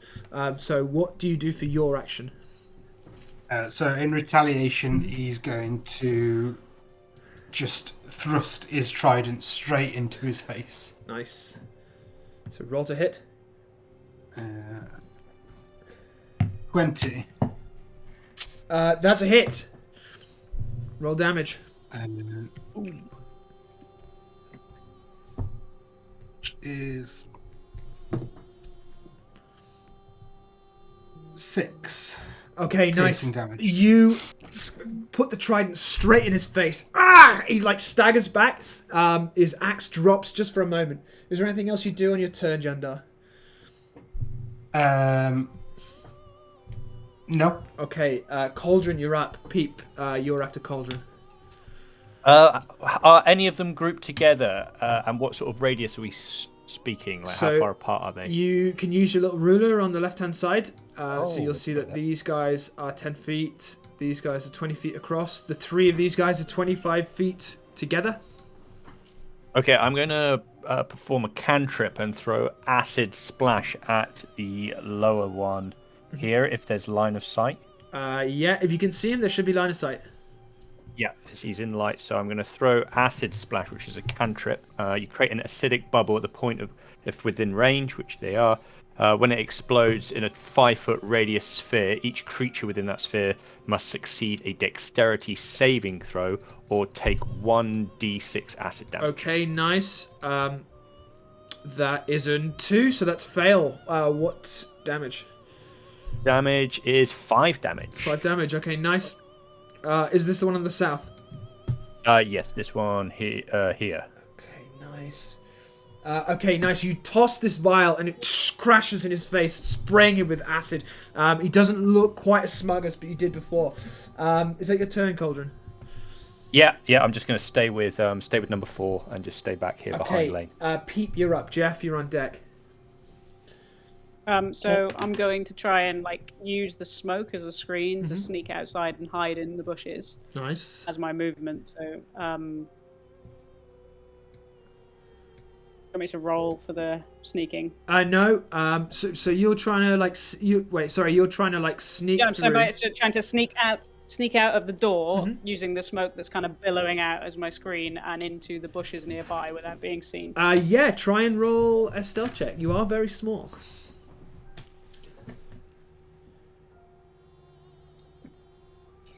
5. 5, unfortunately, no.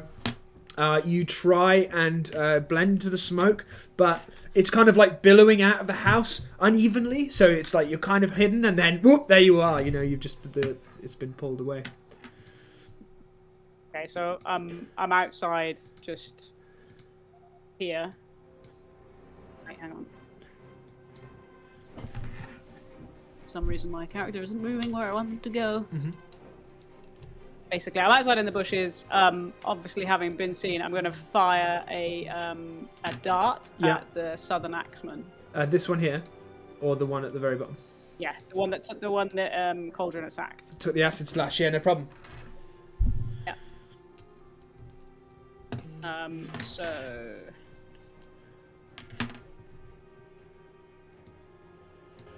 it is. Hang on.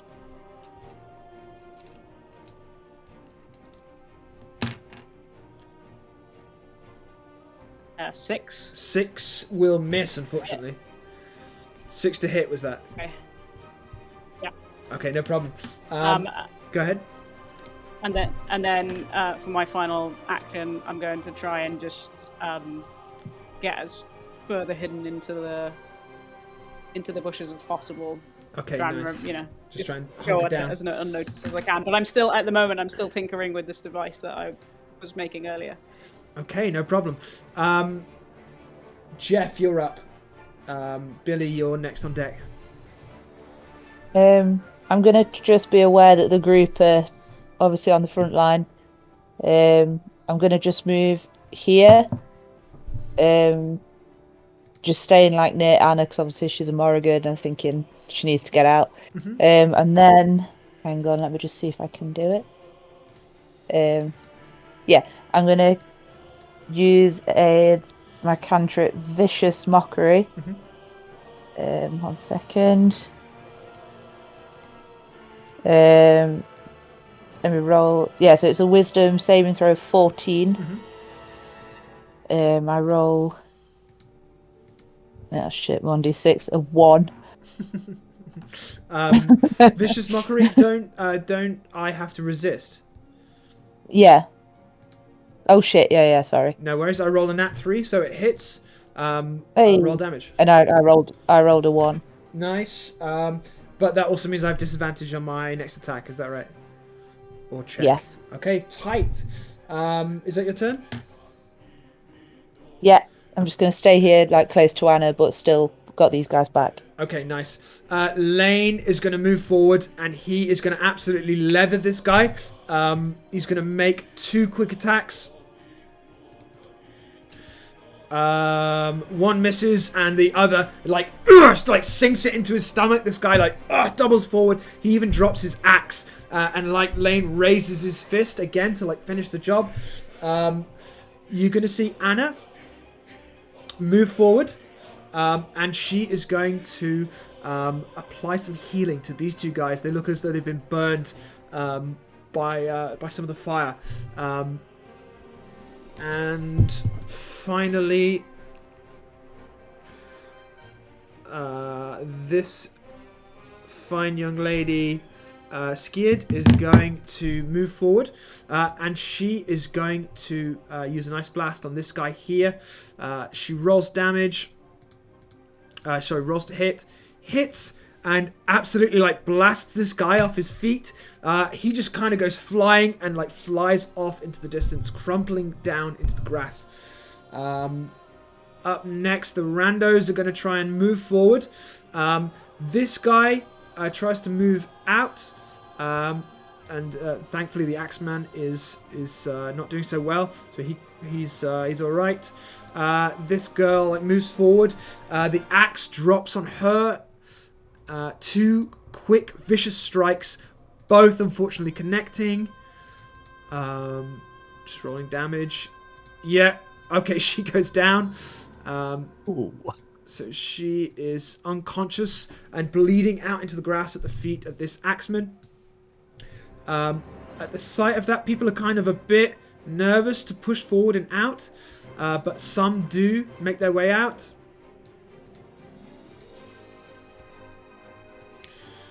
Okay. These guys try and make their way through. This guy runs into another axeman. And... oh, fucking hell, these guys are really bad.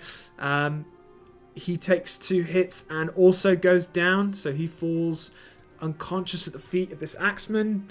Also bleeding out onto the grass. Up next, the axemen are going to take their turn, and they're going to kind of like reshuffle, move back into position. This guy's going to take 2 strikes on this one.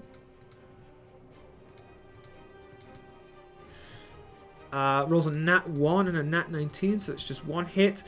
He buries his axe in the shoulder of this poor young Lith girl. She's still on her feet, but barely. She's not looking very well. These axemen are going to move up from the south. And they're going to move up and try and block the way. This guy's going to move in the way. And this guy's going to make a couple of attacks against this guy here, who's just thought he was about to be home and free. He only gets hit by 1, though. Gets an axe in the back. But he kind of staggers forward and like tries to keep going. It seems as though reinforcements are coming in fast and quick. And these guys are just kind of like overwhelming the situation somewhat. Also, the situation inside the room is starting to get worse and worse. Oh shit, that's not what I wanted. You guys are going to start to feel some pretty severe consequences. You feel as though it's getting so hot that it's going to start to really burn. But for now, you can just kind of barely see what's going on, and you're breathing in the smoke, and it's meaning you're really struggling. And unfortunately, everyone who spends their turn inside the building at the start is going to have disadvantage on their attacks. So everyone outside at the moment will be unaffected. Up next is Jandar. Cauldron, you're on deck. Oh, you're muted. You there, Ryan? Isn't Billy before me? No. Yeah, no, you're right. It is Billy. Go ahead, Billy. Yep. Billy seeing the massacre is gonna jump out to here. He'd be wielding a sort of like a shadow trident. And this guy is about to be, I'm not sure if that's pinging.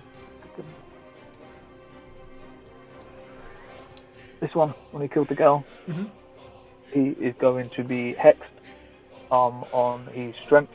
So any ability checks with that ability is now going to have a disadvantage. And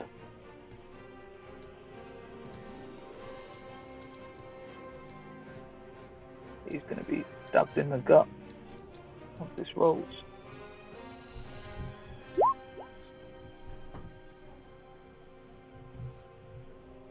So a 13 to hit. 13 will just hit. That's their armor class. Sweet. Yeah.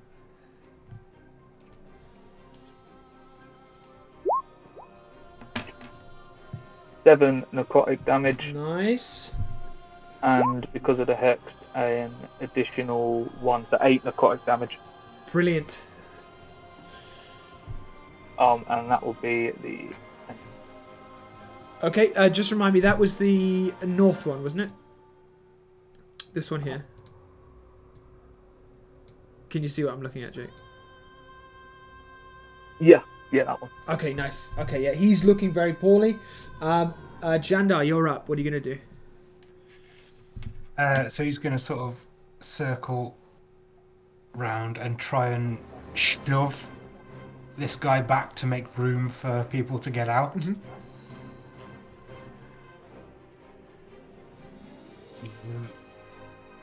So, what's the action for just shoving someone? Yeah, it's a contested strength throw, so just roll a d20, add your strength. Nat 20. Oh, nice. You send that guy flying. So it's this one here, right?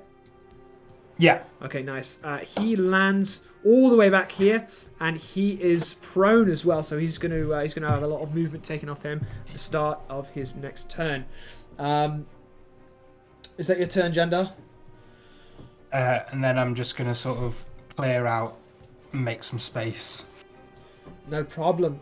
Cauldron, you're up. Peep, you're on deck. Okay, I noticed that Jandar's doing fine up north, so I'm going to move down to the southern entrance where Billy is. Just behind Billy, I'm going to go. Just to try and get out of the building as quickly as possible. I see a guy isolated on his own, so I'm going to use one of my spell slots and cast Grease on him. What's that? Grease is a non-flammable grease grease. that covers the ground in a 10-foot square surrounding a point.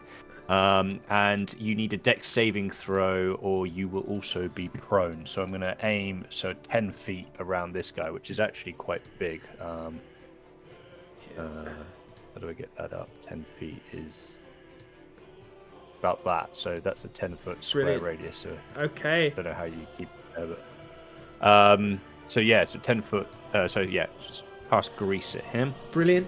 So, yeah, it's a dex saving throw you need to make. Okay, nice. This guy is going to succeed. He managed to stay onto his feet.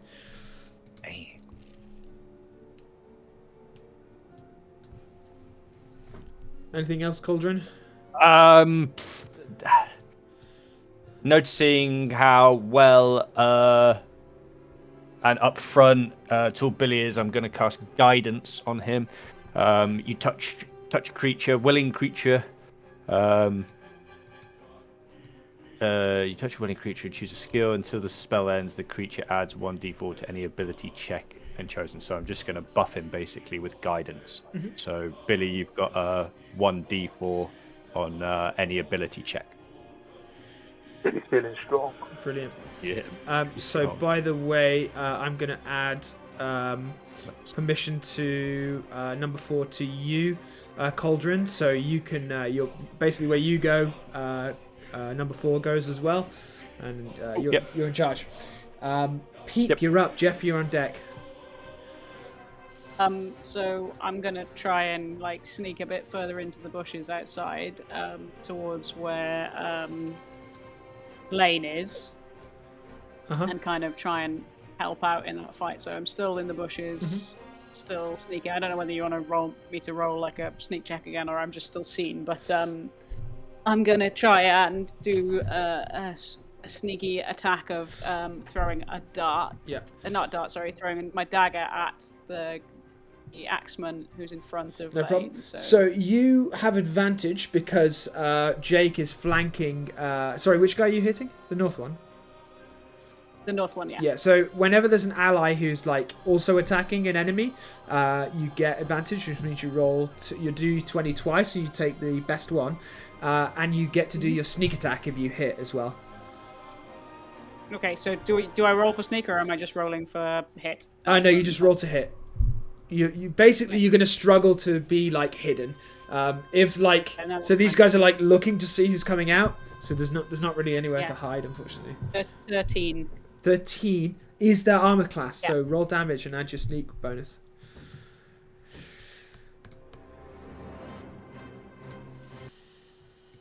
So it is 24 plus my sneak, which is 1, so it's 23. 23 damage, is that right? Yeah. Fucking hell, yeah, the guy goes down. I rolled an 18. I rolled an 18 on the... Oh, no, sorry, that was on the hit. No, sorry. Oh, to hit. Sorry, I thought you rolled a hit to damage. Yeah, so... Ignore me. It is 6. 6 damage. I rolled the wrong dice. Okay, this guy's getting pretty poorly. He's been knocked around a fair bit. Is that your turn, Pete? Yeah, and then I'm going to continue to make my little clockwork device, and kind of try and just disengage slightly from the... well, I suppose I wasn't engaged, so yeah, no, I'm just going to continue to try and stay away and make my clockwork device. Yeah, disengage is an action. I think you're a rogue, aren't you? Don't they get to do it for a bonus action? Yeah. To disengage. So yeah, I do, yeah. If you wanted to, you could disengage and move away from those guys? Yeah, so I'm going to try and disengage and kind of move back out of the way. Okay, where are you going? Just again back to, I suppose, some level of hiding, but like you said, not as hidden on those. You're gonna really struggle. You're kind of in the middle of the melee at the moment. Yeah, so I'm going to move a little bit back out of the way to like here. Okay. So just created more space for myself, but not obviously not hidden. Okay, no problem. Up next, we have Jeff. Billy, you're the next player character. What are you doing, Jeff? I'm gonna move sort of here. Yeah. It's getting really hot in this building, by the way. Yeah, I'm gonna try and get close to the edge, but I'm still terrified, so I'm gonna go. Yeah, I'm gonna go here. Can't really do Thunderwave. I'm gonna do. I think I'm gonna do Vicious Mockery again. Yeah, these guys. This bottom guy here. Yeah, so that's Wisdom. Saving throw 14. 14 will. Oh yeah, I need to pass 14, don't I? Yeah. Yeah. That's 16. I pass, unfortunately.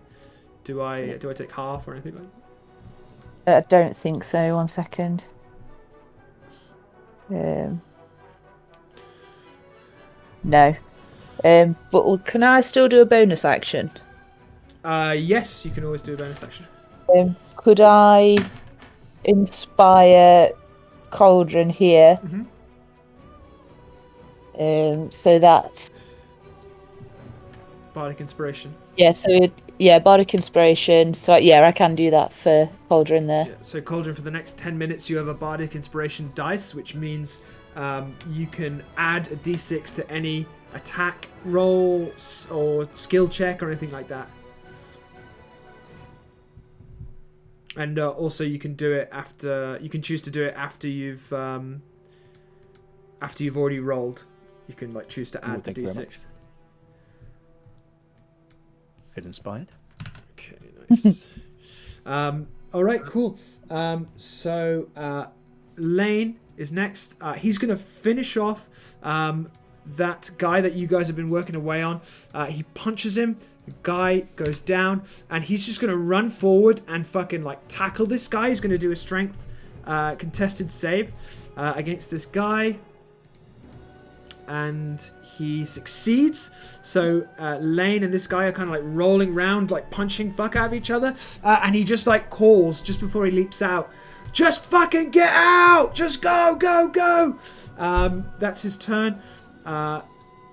Anna is going to come forward and she's going to heal this person here, get her back on her feet. And she is going to turn and raise her hand. You see a kind of bolt of energy. She's going to cast something on this prone guy down on the ground. He breathes his last and perspires. Up next, you see Fionn, and she's going to move forward as well, and she's going to kind of move off. She's looking at something forward in the distance that she, she's moving with purpose, I should say, is how I could describe it. The fire is getting even worse.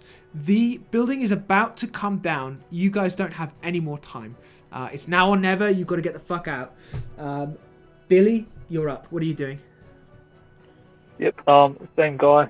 Get a trident to his gut again for a 14 to hit, so that's it fine.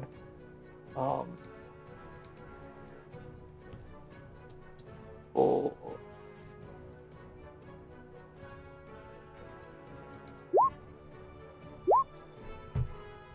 right, would have been the first one. So 9 necrotic and then a 4, so 13 necrotic damage. 13 total. Guy. 13 total. Nice. He goes down. Right, sweet. And then I pass through him to get out of there. So are you running through? Yeah. Is this? Say again, dude. Give me a sec. I'm just waiting for the computer to catch up. It's driving me bonkers. It's alright. The guy I just pinged there. Is he one of ours? Yeah, he's one of ours. Okay, sweet. Yeah, so I ran to where I'm stood. Nice. So would this guy get an opportunity attack against sorry. Yeah, I guess he would. There's nothing That's fine if stopping you want to that. make the move. So I would have killed the guy first. Yeah. So this guy, the hex would have moved on to him. Okay, understood. And he would have a hex on his dexterity. Okay, understood. This guy's going to roll. It's a 14 to hit on you with the axe. 14 is a hit. Hit. You take 6 points of slashing damage. Okay. Okay, nice. You do. Hang on. So you do have guidance on you. Yeah, that don't count for Being hit. No, it doesn't. No, it doesn't. being hit. Sorry. That's just if I was gonna do Yeah, anything my bad. cool. Sorry. No worries. This guy is going to kind of like smirk and move back, and he's going to make a slash against you, Peep. So it's 2 blows of the axe, potentially. That is 2 16s to hit. You both hit. Okay. Can I try and dodge one? Yeah, you've got uncanny dodge, haven't you? Is that right? Or... Yeah. Sorry. Is it a rogue skill or something? Yeah. Well, I think as a rogue skill, you can just dodge, can't you? In general. I'm not sure. Let me just check the rogue skill tree. You can hold. Reaction. I think you No, can I don't hold think an I can. action to dodge. I needed to put it ready, so no, don't worry, ignore that. Okay, no problem. You take 7 points of slashing damage. Okay. Okay, are you still standing? Yeah. All right, the guy just kind of looking pretty bad. like laughs at you. Come on, little one, and then raises his axe up for a 3rd time to finish you off. This guy's going to move forward, but he's going to fail his dex check and fall down. And he's going to only be able to make it here. These guys are going to move forward. And they... Hang on. They also fail their dex checks, so fall down. Also, yeah, I forgot to mention, the building's on fire, so the grease would catch fire. So these guys are going to... non-flammable. Is it non-flammable? Yeah, it's non-flammable grease. Oh, cool. All right. I'm used to the wizard one. So it does not catch fire. But these guys do go down. And as a result, they're not able to get into the fight. They kind of stagger up, move forward, but aren't able to get into the fight. These guys are kind of like traffic jammed here.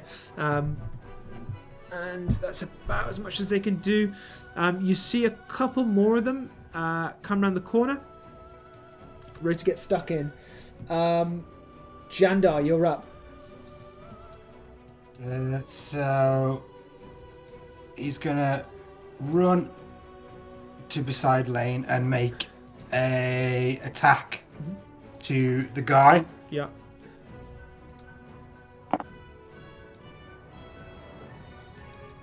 Nine to hit. 9 will hit. Right, I'm adding extra space to the map because we need it. Sorry, 9 to hit, is that right? Yeah. That's a miss, unfortunately. Was that at advantage? Oh, yeah, it will be That's advantage advantage. because there's someone on the other side. And that one. He didn't need it. So these guys are kind of all running through. This guy takes a hit with the axe. Which is a 13. So this guy unfortunately goes down. He doesn't make it as far as that. He stays where he was. Is that your turn, Jandar? Yep. Okay, these guys are kind of like moving on. These guys are trying to get through as well. But it is a complete clusterfuck. And everyone's getting kind of like jammed in the doorway and they're really struggling to get out. These guys managed to get to about here. This guy manages to make it to about here. But there are definitely some people still stuck in. Cauldron, you're up. What's Yeah, happening? we're going to try and push out the door in the medley, Mhm. just out in the bushes. Mhm. In fact, I'm going to swap places with number 4 and tell him to stay in the bushes. Nice. I'm going to notice the 4 group together and go for another acid splash. Tight. So Dex 12 saving throw on all 4. Fat. That is pass, fail, pass, fail. So 2 passes, 2 fails. I'm One of them will bardic. be at disadvantage, Jack, for Dex. Oh yeah, you're right. Let me roll. Yeah, some have again. fallen. All right. No, that's a 17, so that's a pass as well. Okay, so I hit 2, is it? That's right. I'm bardic inspired. Is that? Yeah, you can Help choose to do that. No, sorry, because I'm rolling it. So. Oh, so yeah, okay. Yeah. So I'm just gonna hit. Do I roll twice or do I roll once? You just roll the damage once, I believe. Okay, so it's 4. 4 damage to 2 of them. Okay, nice. Some of these guys are looking pretty poorly, but no one goes down just yet. It's an absolute fucking clusterfuck in here, by the way. You're kind of like shoving and pushing your way through. Yeah. That's what we can do. Just hunker down and stay safe. Okay, Peep, you're up. What do you want to do? You're kind of like wedged in here a little bit. So I'm going to try and use, like, you know, my small stature and my ability to sneak to try and move just back a little bit from general uproar and blend in with the crowd to some extent, but move also more over towards, like, Lane and the strong arming kind of people. Mm-hmm. I'm just going to move up to here. Okay, so are you going to disengage from this guy, or are you going to take the hit? Disengage, yeah. Okay, yeah, cool. I'm going to disengage. All right, no problem. And then go ahead. And then have a bonus action. I'm assuming that 10 minutes still hasn't passed in terms of my. No. Each turn is like 6 seconds. Okay, in which case, I'm just going to leave it at that. Okay, just no problem. Disengage. Jeff, you feel the building all around you like creak and groan. It looks like it's going to come down any second. Okay. Hang on. Yeah, I'm gonna run. Okay, can I run like through these people, or do I have to run around like these people here? If you want to like try and run through people, you're gonna have to do a strength check, or you can try and go round the long way. This person's dead, right? Yeah, but remember, there's 2 X-Men here, so they might take swipes at you if you run past them.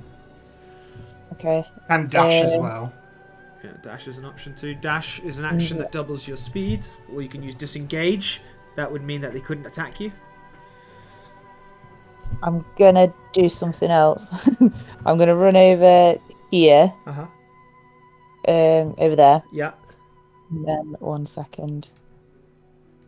Pete, where are you? Pete. Oh yeah, you're there. Mm-hmm. Can I cast Healing Word on Pete? Sure can. You just roll the hits because Peep's gonna resist. Yeah. Just roll the hits.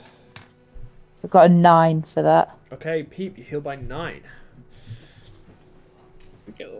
I feel markedly better.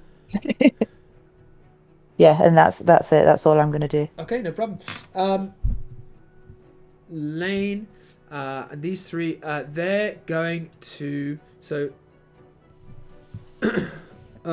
Skied, Lane, and Anna, you see them just sort of running forward, and you can see that up ahead is an absolutely huge mob of people. It looks as though the Axemen waiting outside for you were just kind of the vanguard, looking to slow you down or block you or create chaos and disaster. And well, it looks like they've done their job, because behind you, the Crossed Keys Inn tavern collapses. Everyone caught inside the building is crushed, and you presume perishes. Every one of the Lith heroes that have managed to escape, that's all that's coming out of the building, basically.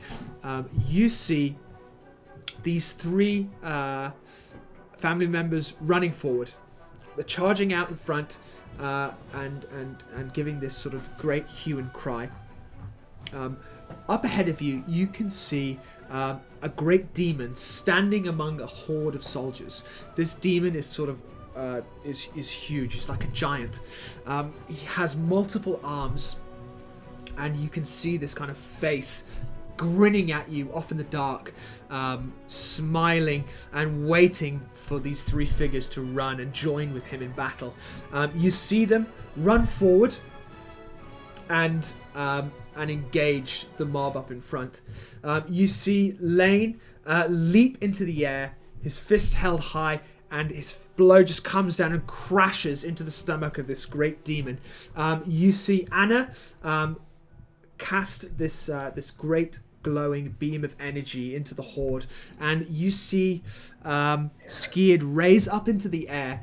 A great sort of glowing pulse of white energy erupts from her in these kind of pulses, and you hear from her in her usual very soft voice that can be heard even above all this sort of uproarious noise all around you. She just turns and says, I need everyone to flee for your lives. We'll hold the fort. Go. And the three begin doing battle. It's up to you guys. There's still these axemen here. There's this horde up in front. Do you want to try and help out, or do you want to make a run for it? Do you want to make a break for the trees? Yeah, and I'll I'll be make a trying to break. signal. I'll run off. Sorry, one sec. So we've got Jandar. What did you say? He'd be trying to sort of signal to his group to get the hell out of there. Okay, who else spoke? I was just saying I'd probably run for the trees. Nice. Anyone else? Did anyone else speak at the same time there? Yeah, just then I'm going to leg it. Okay, nice. So the five of you, well, six of you, including number 4, try and your best to stay together. You get together as a group and make your way towards the trees. You manage to, in all of the chaos and the calamity, just kind of break away. You can hear the kind of screams of battle going on behind you as these three heroes do battle with the army. All around you, these kind of young Lith heroes are scattering in the trees. You see people being cut down in front of you, but you know that you have no chance here and you just need to try and get the fuck out and live to fight another day. This is not going to be a proud day in the history and the annals of the Lith, but you realize that you guys are just going to need to make a fucking break for it. You dash towards the trees. And through some luck, some miracle, you guys manage to get away. You just keep running, trying to put as much distance as you can between yourselves and the tavern. As time goes on, it starts to quieten down behind you. The screams, the crackling of the fire, the sounds of battle going on behind you begin to fade into the distance as you guys just desperately try and stay together. All you can hear is like the breath of each other and the footfalls as you run forward into the woods. It's just the 6 of you now, huddled together in the woods. You guys are in a difficult situation. You haven't got much with you. You're in hostile territory. And you're going to have to try and find out what you're going to do. So here you guys are, alone in the woods. What's the plan? Billy's just going to look at Jandar. All shocked. Just waiting for someone to take the lead. So Yandar will sort of march forward and sort of lead everyone through the forest. He's not quite comfortable with forest terrain, but he just, for lack of knowing where to go, he's just kind of ploughing forward. Okay. 1 second. So I'm just going to quickly move everyone over to a different map. So just hold tight 1 sec.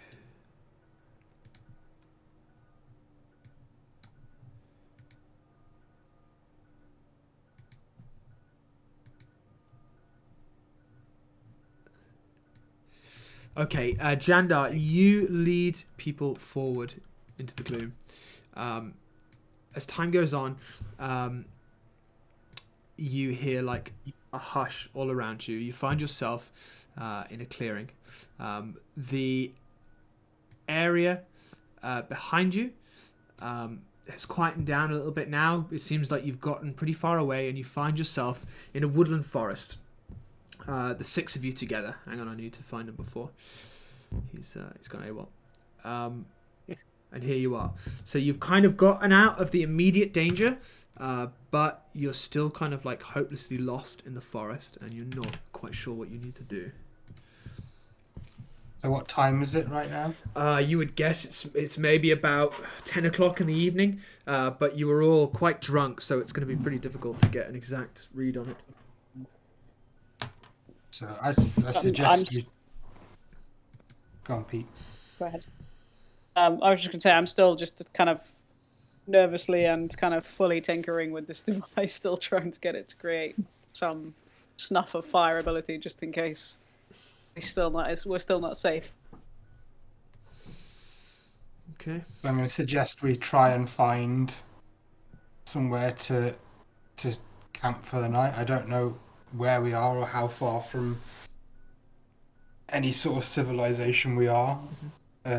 So we need to find somewhere so we're not just plodding around in the dark, if you guys are happy with that. Yeah. So it's cold. I'm happy. It's dangerous in the woods.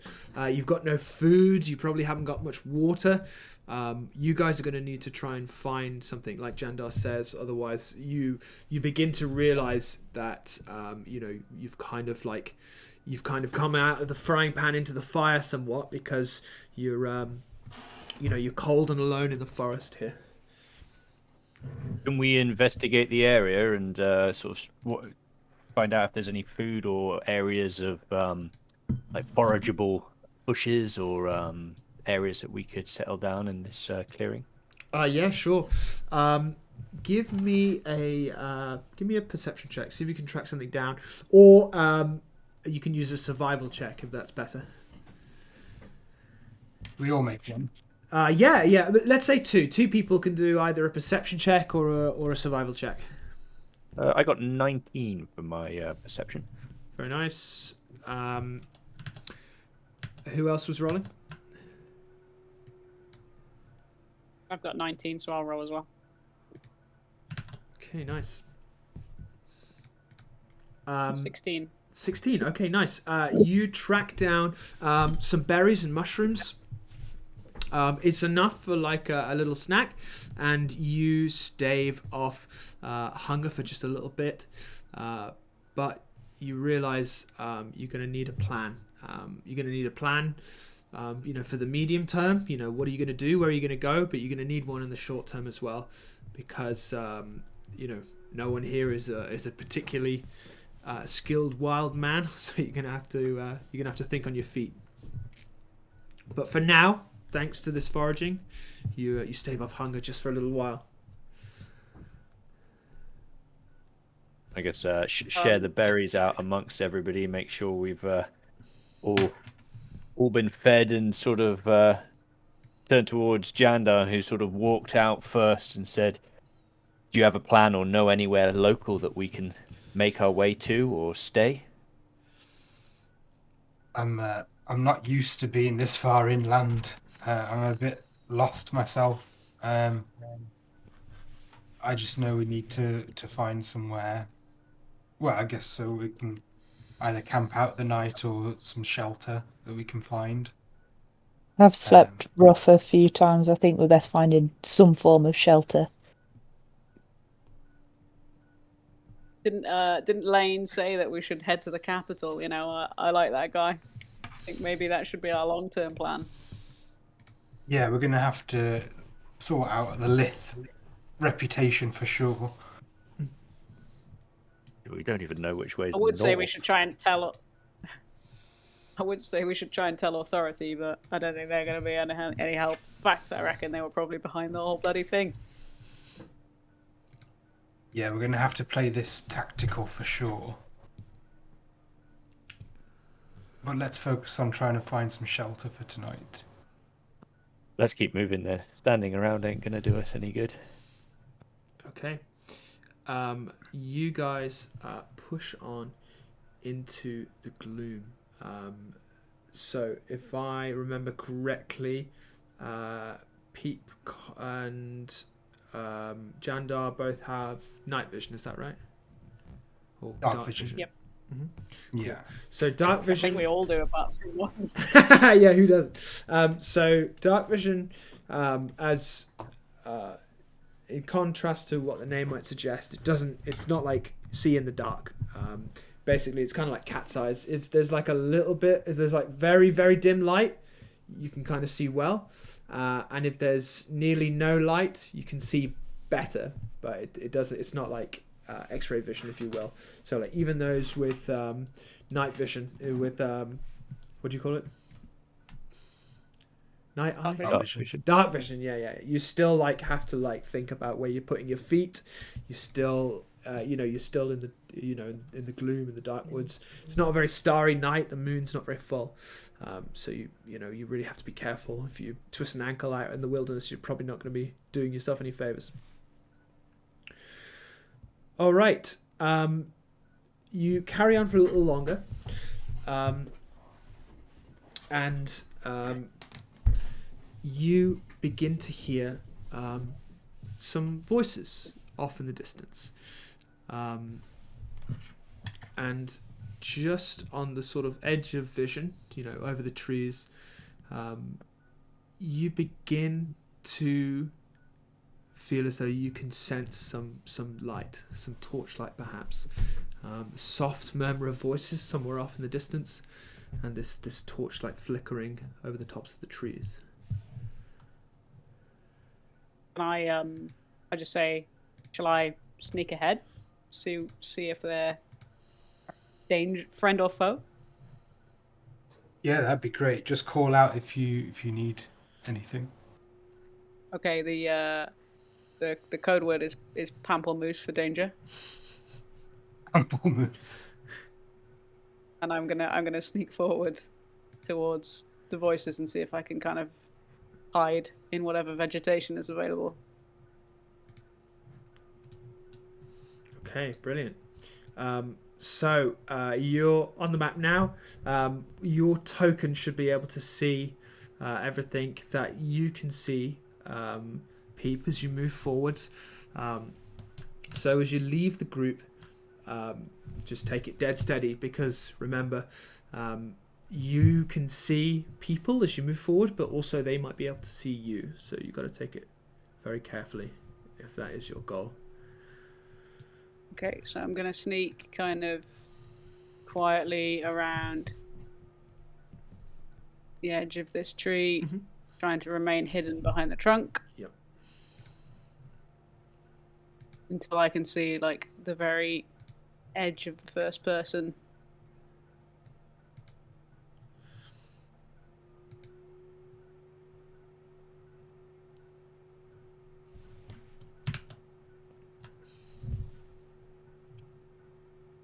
I don't know if there's anything supposed to be appearing, but I'm just going to continue to sneak. Well, I don't want to tell you too much because you're kind of lost in the forest a little bit at the moment. So, you kind of see as you can, and you kind of have to make do with what you can see. Often to the front, you can see what looks to be some kind of cliff face. Not very tall, maybe 15, 20 feet up into the air. But you can't quite see what's coming off the top. You get the feeling that that torchlight you were seeing is coming from the top of that cliff, though, and you can hear a brief murmur of voices. Okay, I think I can make it to the edge of this other tree, so I'm going to try and move into the cover of that tree trunk and just behind that second tree there. So for now, you don't need to worry about your movement. You're not in combat, so you can kind of just progress as you can. Then I'm going to move to that second tree that's basically as close to the cliff line, so this area here, and then just listen out and see if I can hear voices any clearer to hear what they're saying. You can't hear anything clearly, just like a very, very slight murmur coming from the top of this cliff. I just think, oh damn, I should have told them what the code word was to move closer forward. And so I try and get as close to the cliff face as I can without being seen, just to see if I can hear any clearer. You can't, unfortunately, from down here. Okay, so in which case I'm going to report back to the others and just tell them I got as close to the cliff face as I possibly could. Can't hear any clearer what's up there, but there's definitely something up there. What do you want to do? Is it safe for us to go forward? It's safe for us to get at least to the cover of the next tree. Should we head to the Let's tree? move forward then. Okay, you're going to move forward as a group. Got you.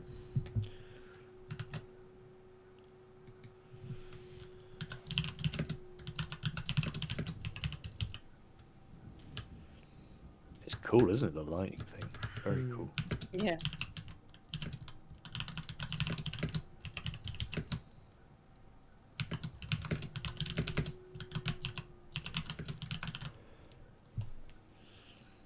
Okay, I'm going to continue my sneaking escapades, I guess, if there's been no further. If I can get up, or find a way to get up onto the top of the cliff. I'm going to move. It looks quite steep. You could try and traverse it, but it looks a little bit slippery, handhold wise. There's no clear, like, lesser area that I could try and sneak up. I don't know. You haven't really explored it very much. It's tough to say. Okay, so I'm just gonna head further along to the north of the cliff face and see if there's any areas that I can kind of try and climb. Okay. You move up a little bit, and you see a brief section at the top. Let's say right here, where there is what looks like an area with better handholds. I'm going to try and climb up it. Okay, nice. So it's Want me to do? It's over here. And 1 second. Give me an athletics check, and also give me a stealth check to see if you can do it quietly. My athletics is 8. My stealth is 21. All right, yeah, nice. You absolutely batter it up that cliff. So just put your character exactly where you would want to take a look. So I'm going to try and just get up behind this kind of rock face by here. Mm-hmm. Hey, there you are. You take a look, and you see an interesting sight. You see 3 figures huddled around a fire. Next to them is a dog. They're having a conversation. Over on the far end, you see another fire next to some figures all huddled together. There's 2 figures having a conversation. With such a high stealth roll, I'll say you can get close enough to have a listen into what they're talking about. So there's a Triton man. It's a man with blue skin. He's a figure who, an aquatic figure, an aquatic species. They're at home in both land and water. This guy here, based on the way the other 2 are kind of like looking at him, looks to be the leader of the group. He's got a nearly shaven head with just a little bit of hair on the top, and he's talking with this Triton here. The Triton says, "Look, I don't know. I just I don't feel like it's the right thing to do, you know." And this guy here says, "Listen, I've had nearly enough of your whining. We were told to find lifts, take their thumbs and their heads as proof, and bring them back to the boss. Now, I don't know about you. I think we could probably make your head look a little bit more Lith, if you know what I mean. Maybe put a couple of feathers in your hair like a Morrigan. Take you back to the boss. How about that? How does that sound?" And he says, whoa. Look, all I'm saying, my mum's folk around from here. So, you know, if we do what you say, if we go into that farmhouse, you know, might be I know them, is all I'm saying. I'm just asking if we can go. And the guy just kind of like cuts him off. "One more fucking word out of you, and your head's going in the basket. Fucking try me. See if I'm joking." And the Triton guy just kind of like backs down, sits down by the campfire again, and just picks up a stick and starts poking and prodding it. This dog over here kind of like looks up at their raised voices, gets up, kind of pads around in a circle for a little bit, and then lays back down. Can I try and are there any campfires or anything kicking around? Yeah, there's a campfire here, Yes, and there's a campfire here. So can I try and use my distinguished device that I've got on me to distract and put their campfire out? Yeah, I'd say you've probably it's probably been enough time. Tell me how the device works. So I can activate it by touching it, and then I can basically like throw it towards anything that I would like it to take action on. Okay. And then basically it's a tiny clockwork device. When I created it, I determined its function, which was to distinguish the fire. And basically I've chosen for it to distinguish. It will stay in existence and keep working unless it's damaged. It has an armor class of 5 and a hit point of 1, but it will stay in action for 8 hours until it falls apart, or I decide to dismantle it. Okay, nice. Give me a stealth check to see if you can do that quickly and quietly without anyone noticing. 22. 22. Damn! You chuck it out, and the fire goes out. No one notices, and you hear the three voices begin kind of like, what the fuck? Like, move forward, get that fucking fire lit! And the three of them just kind of fall on it, and you know, they're like trying to figure out what's going on. Go ahead. I was just going to say, if I got such a high stealth check, does that mean that it remains hidden as well for a period of time? For a period of time. Okay, in which case, I'm going to use my window to slide back down the cliff and sneak back to the others. Okay, cool. Because you know, these guys are basically just scrambling in the fire, trying to find out what's going on here. You are able to slip back down the cliff. We'll make you do another check, and you scramble your way back to the group. So I'm just going to say, so there's some more of, I guess, the guys who are attacking us at the bar up top. One maybe seems to be more on our side, but effectively they're out to cut off our heads, and we definitely don't want to go up there. Well, let's go up there. How do they know it's us? Go up there, be one of them. I guess I kind of look at Janda and say, like, what should we do? Do you agree with Billy? I don't know how. Yeah, I mean, we could. I mean, how many are there? 2? There's 3. There's 3 guys that by the fire I put out, and then I think there were at least like 3 big more guys on the other side, but it sounded like a lot more. And then there's one real not friendly looking dog. We probably don't want to get tangled up with them then. And maybe we can try and pretend that we're not Lith and pass by. Anyone got any ideas? Well, all I'm trying to say is they're out to kill Lith. They've got fire, they've got food, ration, supplies. We can easily be out to kill Lith ourselves. Yeah, I like that plan. I reckon we could get the one guy on our side at least, if anyone wants to do some convincing. Well, I can convince them. Let's do it then. All right, cool. I think that's probably as good a time as any to end the session. Nice. So, thanks everyone for playing. I thought that was really fun. For some tomfoolery. Yeah. I like it when you guys throw me a curveball, so Interesting problem solving.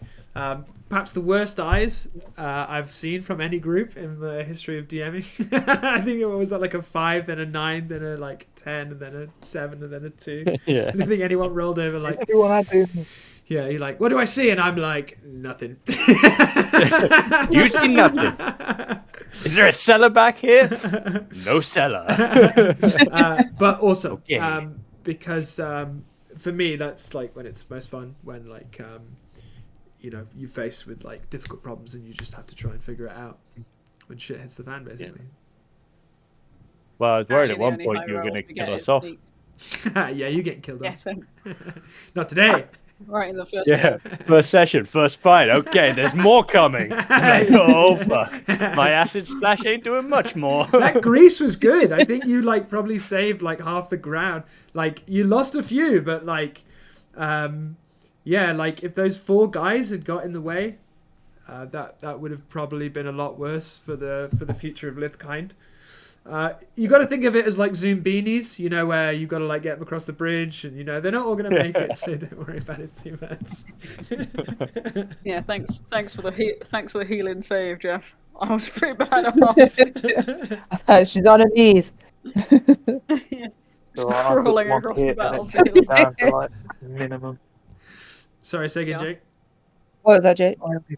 I took one hit from the axe and it dropped me down to like 2 HP. Yes, same. I was in the same game. Widow boy can't take an axe. All right. But no, that's no Normally, deal. normally we long rest before we level up, but I kind of want to get you guys up to the interesting levels, but also give you a chance to, get to feel with your character before I start throwing any crazy challenges at you. But we're gonna level up. So it's a magic level up. You don't have to sleep. You just level up. It's like an Oblivion level up, Nice. Do we get the health back? Yeah, you get all your health back. You get everything. You get your spells. You get your health. That's It's brilliant. magic. It's magic. Yeah, I can disengage without it being my entire action. I run away. That's gonna be all I do. Just see the back of your head. Yeah. Goodbye. All right, cool beans, guys. Thanks for jumping on, Thanks, and Jack. I'll see you next Tuesday if everyone's still free.